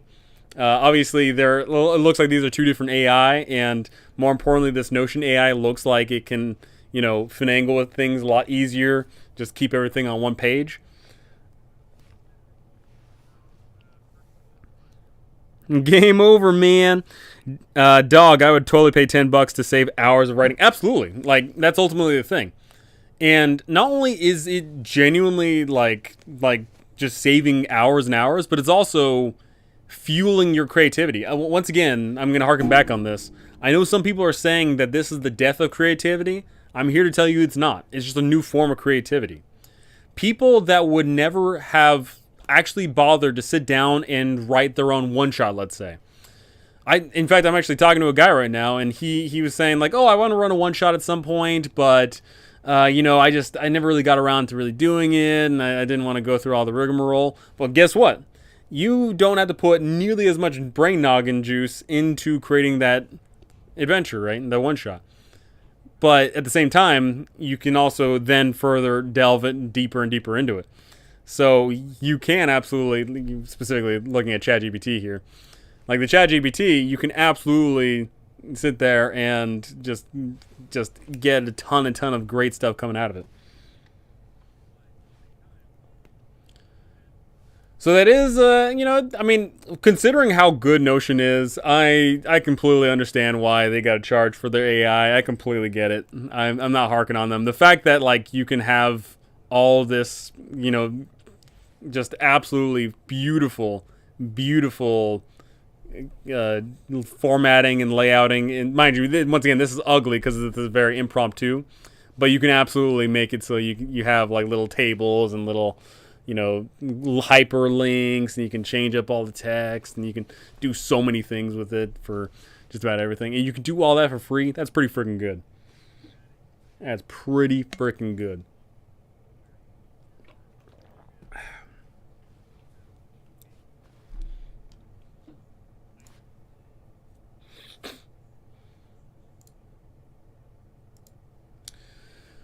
Oh me, oh my, oh goodness gracious.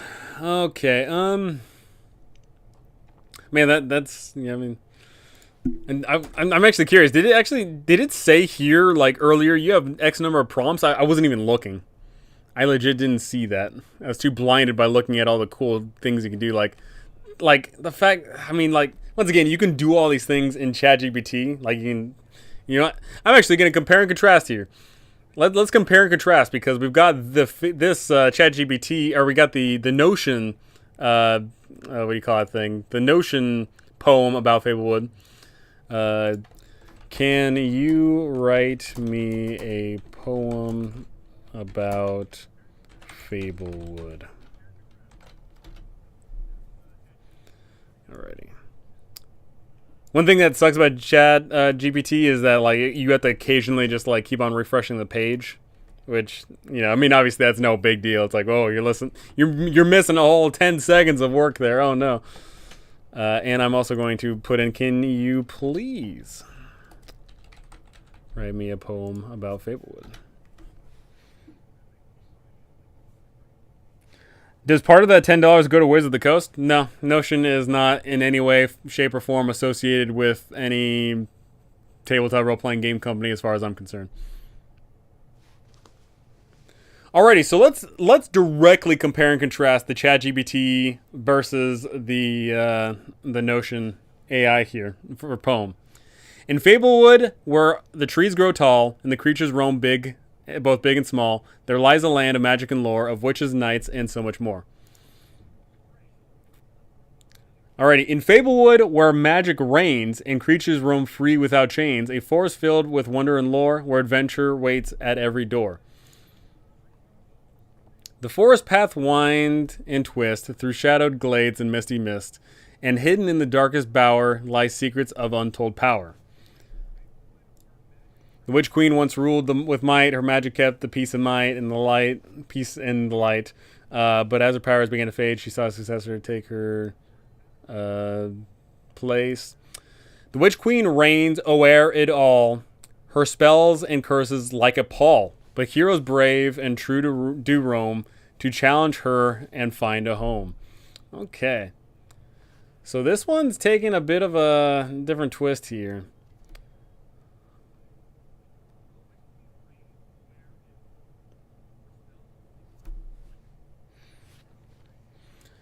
The creatures here are strange and wondrous, from dragons fierce and pixies thunderous. I dig that, pixies thunderous. And in every corner of the land, there's something new and strange at hand. So come and venture to Fablewood, where adventure waits and courage is good. For though danger lurks at every turn, in this land of fairy tales, you might just learn.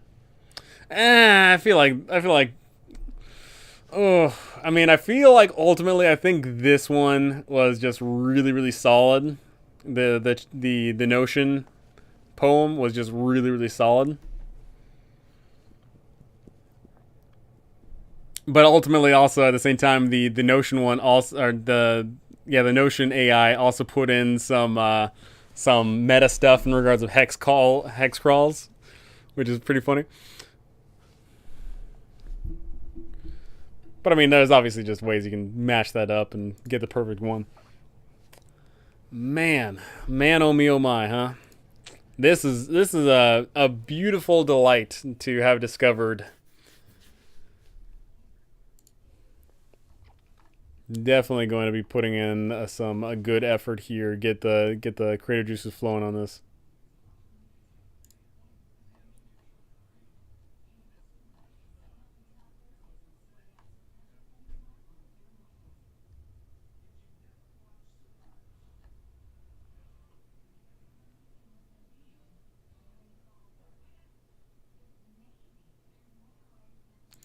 Okay.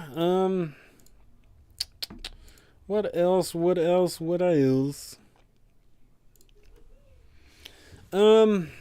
I mean, ultimately, I think what needs to happen here is I'm gonna adhere to the checklist here in regards of, just creating adventure like locations, fleshing out the hexes. Once again, I'm gonna do the map way later on because I'm very indecisive about that. I'm gonna have to figure all that out because the geopolitics of the Fablewood are going to be entirely dependent, of course, on the map. So it is what it is. But of course, there's a lot of other writings to be had and going on here. Just gonna be a fun, adventure setting with some awesome fairy tale vibes. I've already got a bunch of just fairy tale themed quests and specifically fairy tale themed adventures and little biomes. Like for example, is I've already got the idea of there is gonna be Rapunzel's tower, where in addition to her hair sticking out, there's also gonna be vines and stuff. But it's gonna be a super duper large tower. And when you climb up it, you can get attacked by some monsters or whatever, and then what waits inside is something entirely different kind of thing. I've got a bunch of ideas like that, so I've got a lot. I just gotta commit to writing it all down, and it's gonna take some time. And it looks like if I write it all down, I can have this Notion AI kind of format it for me a little bit here, so that'll be really cool to see. It's unfortunate, I would have liked to see it for whatever, but I mean, I guess if you want to be really scummy about it, you can just keep on creating new I guess new what do you call those things, you can create new accounts, I guess, but I'm not gonna do that because it's not worth the hassle. Not worth the hassle, but ultimately this is great. I'm really digging this. So I've got a bunch of things I'm working on right now. Like I said, I've got the desert sandbox adventure, the reverse dungeon mega crawl, my new RPG, the jungle sandbox adventure. I'm also doing Dungeon 23 on top of all this. For those of you that are keeping up with Dungeon 23, writing a new thing every day. I am doing the Beauty and the Beast mega dungeon, and now I've got this. So I've got I've got a project for every day of the week. Not that I exclusively sit down and be like, oh, I'm only gonna write for this one thing a day, but I'll hop on different ones. I'll be like, oh, that's a good idea for that one. Oh, that's a good idea for that one. It's like, oh well, I got this idea for this kind of dungeon concept. It's like, well, the dungeon concept is not going to fit well with Fablewood, but oh hey, you know what? It'll actually be really good for the desert one. You could even ask stuff like what lies beneath the waters in a walled lake, what prisoners' spirits haunt the oldest Fablewood lake. Yeah, for sure. And I know that. So in regards to the lakes, because I know you've touched on the lakes. I've definitely got some ideas for the lakes in regards of some of the inhabitants they're in or some of that. But also, absolutely, I'm going to be kind of bouncing off this ChatGPT here and being like, oh, what are some other good things that we can be throwing in here? Because I've got ideas. I got ideas. Is there anything I wanted to really kind of go over more here?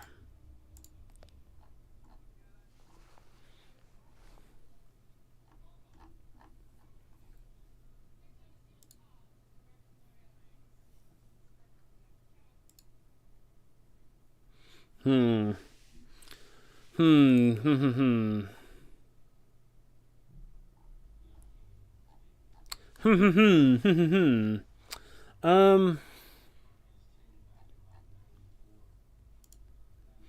No, I mean, I think I'm pretty happy right now with just writing down a bunch of this. I've already got some other things written down on a Word document. I'm going to be splashing things back and forth between the two documents here and doing all that fun jazz. There's definitely a lot of things I need to start looking at in particular. And in fact, I've already got the majority of the weather down already in regards of.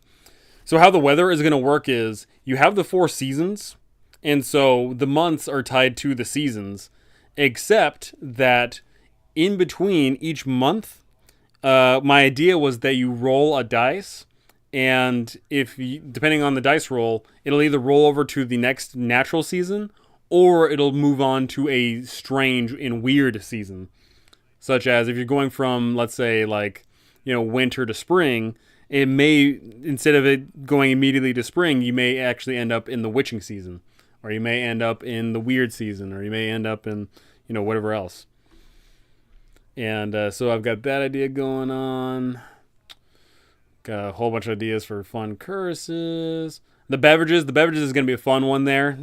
Like, I'm going to have just generic, like, oh, these are native to Fablewood, and then I'm also going to have unique ones to tie to each town in particular. It's like, oh, well, this town has like a, has the cursed apple drink or whatever. So I got a ton of stuff like that. Ton of ideas.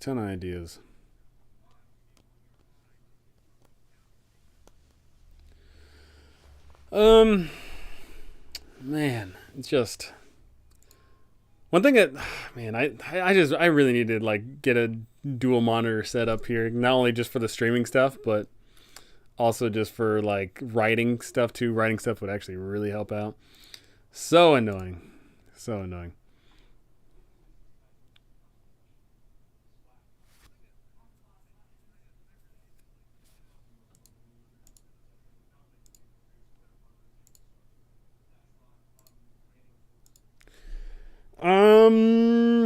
Big job, huh?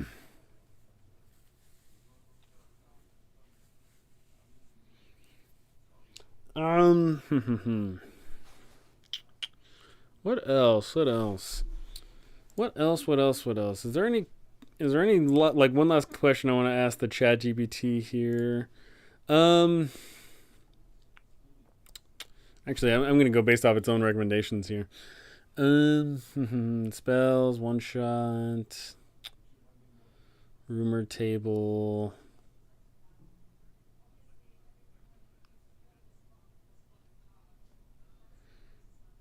I do like that it's like suggesting like, oh, have a history, because that's something that like I typically don't like immediately start thinking about in regards of like an adventure setting. I usually just think of, oh, hey, here's the here and now, and whatever happened in the past, it's like, oh, this totally happened in the past, sure. But actually having a more concrete and detailed out past in regards of, oh, hey, 70 years ago, that's totally when, the Witch Queen reappeared and exerted her power. Oh, 50 years ago, the Order of Knights claimed this part of the land.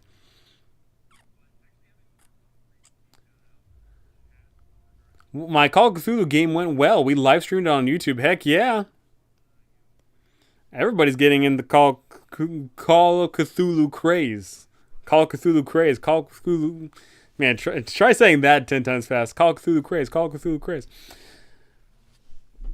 Call of Cthulhu. Did anybody die? Anybody succumb to the madness? List of factions, map of the.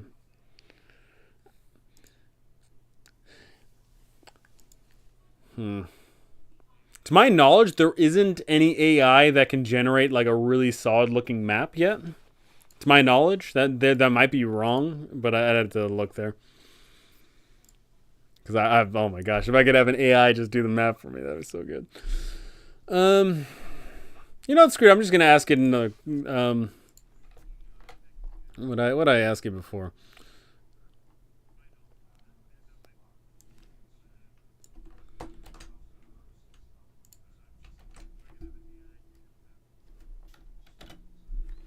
I'm going to ask it the same prompt again, but let's see what it gives me. Because the last one was kind of a banger one where you go after a prince and it turns out that the prince is actually, a fairy. Nobody died. Nobody died. Is it really called Cthulhu if nobody died? Alrighty, ChatGPT, let's see what you got. Sure, here's a one shot. The Witch's Curse. The players are hired by the village elder of a small village on the edge of the Fablewood to investigate strange happenings in the nearby forest. The villagers are frightened as several of the crops have been mysteriously destroyed and their livestock has been disappearing in the night. Act 1, Investigation. Upon arriving at the village, the players are given a map of the surrounding area and told to investigate the forest. The villagers have little information but believe strange occurrences are coming from a nearby abandoned witch's hut deep in the woods. As the players make their way to the forest, they encounter a group of mischievous fairies who offer to guide them The fairies want the players to retrieve a rare flower from a dangerous area in the forest as a favor. The players arrive at the witch's hut and find it to be guarded by a group of animated scarecrows. After defeating the scarecrows, they enter the hut and discover it is filled with strange magical artifacts and ingredients. Suddenly, the witch herself appears and reveals that she was responsible for the strange occurrences in the village. She was angry with the villagers for cutting down trees in the forest and deciding to curse them. Okay. The witch offers to lift the curse if the players complete a task for her. She wants them to retrieve a rare magical herb from a dangerous area in the forest. However, the herb is guarded by a group of fierce monsters. The players make their way to the dangerous area of the forest, face off against the monsters. Once they retrieve the herb, they return to the witch's hut and give it to her. The witch lifts the curse on the village and disappears into the woods. The players return to the village and find the village is overjoyed and grateful. They are rewarded with a magical item and acknowledge that they have saved the village from the witch's curse. That is a pretty boring quest. That's pretty pedestrian, in my gosh darn honest opinion there. But it's a start. I'm playing a lawyer. I'm probably screwed. Hey, maybe there'll be some legal troubles at the party and you can bail them out. So it gave me one cool quest and it gave me one not so cool quest. So just asking for more. Eventually, I'll figure out. It'll give me some good stuff. It'll give me some not some good stuff. It's fine.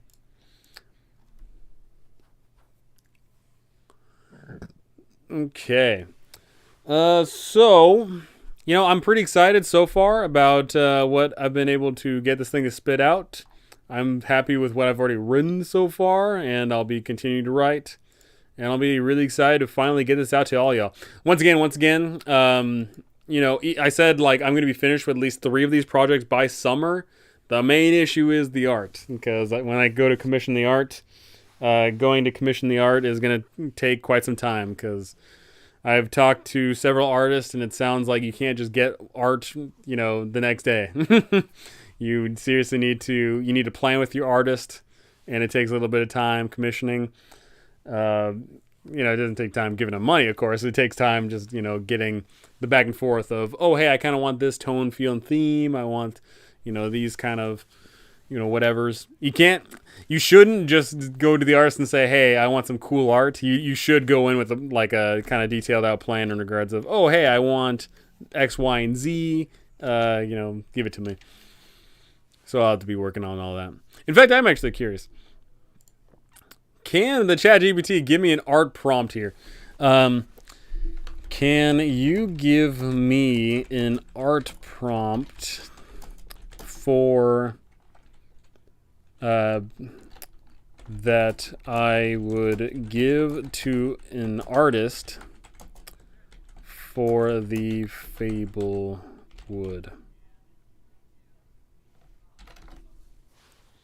What does it actually say? Sure, here's an art prompt for the Fablewood. Draw a group of adventurers standing at the entrance of a magical overgrown cave. The cave is surrounded by twisting trees and glowing mushrooms with an eerie mist rolling out from within. The adventurers are armed and ready, but look both apprehensive and excited to enter. In the foreground, a mischievous fairy watches from a tree branch, its eyes gleaming with curiosity and amusement. Like right there, that's an art prompt right there. That's a fantastic one. That is an incredibly good prompt right there. You should just use AI art as well. Oh yeah, you can absolutely make the quest a little darker. You can absolutely go there into individual things and be like, okay, I want the quest to have these parameters. I want it to be a 3-act, kind of thing, a 4-act kind of thing. I want it to be darker. I want it to be more whimsical. I want more fairy style. I want less fairy style. You can absolutely go into the absolute detail minutia of it for sure.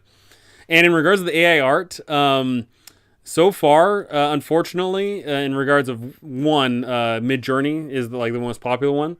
Midjourney can't do everything, right? Like it has a specific feel to it, and if I don't want that specific kind of art, then you can't really use it. But two, and also very importantly, is there's a lot of people that are against AI art, and I mean, if you just look, you can see that if a product has AI art, there's people who will staunchly refuse to support it, and I don't want to get caught up in that kind of drama.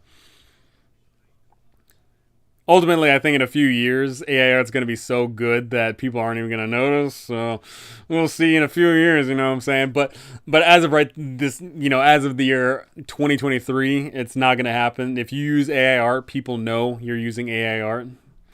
It just is what it is. And also once again, I don't know if there's an AI art that could potentially cover the kind of art style that I'm trying to go for.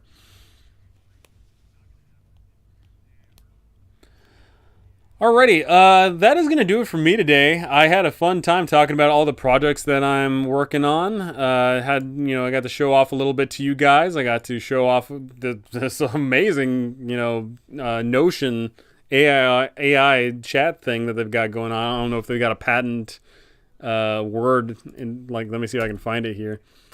Does it have a name? And they're just calling it Notion AI. This Notion AI is just baller.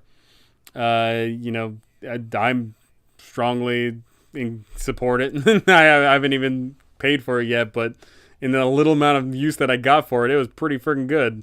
So I'm looking forward to that. Haha, pull one over on them in a few years, huh?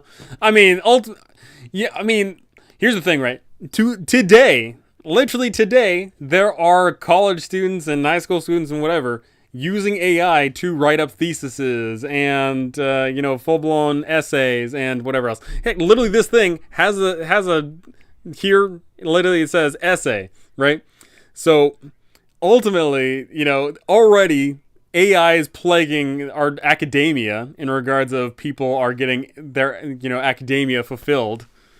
So it is only a matter of time before AI truly seeps into other grand aspects of our lives. And of course, this is pertaining to specifically the good old fashioned, art industry, whatever art is.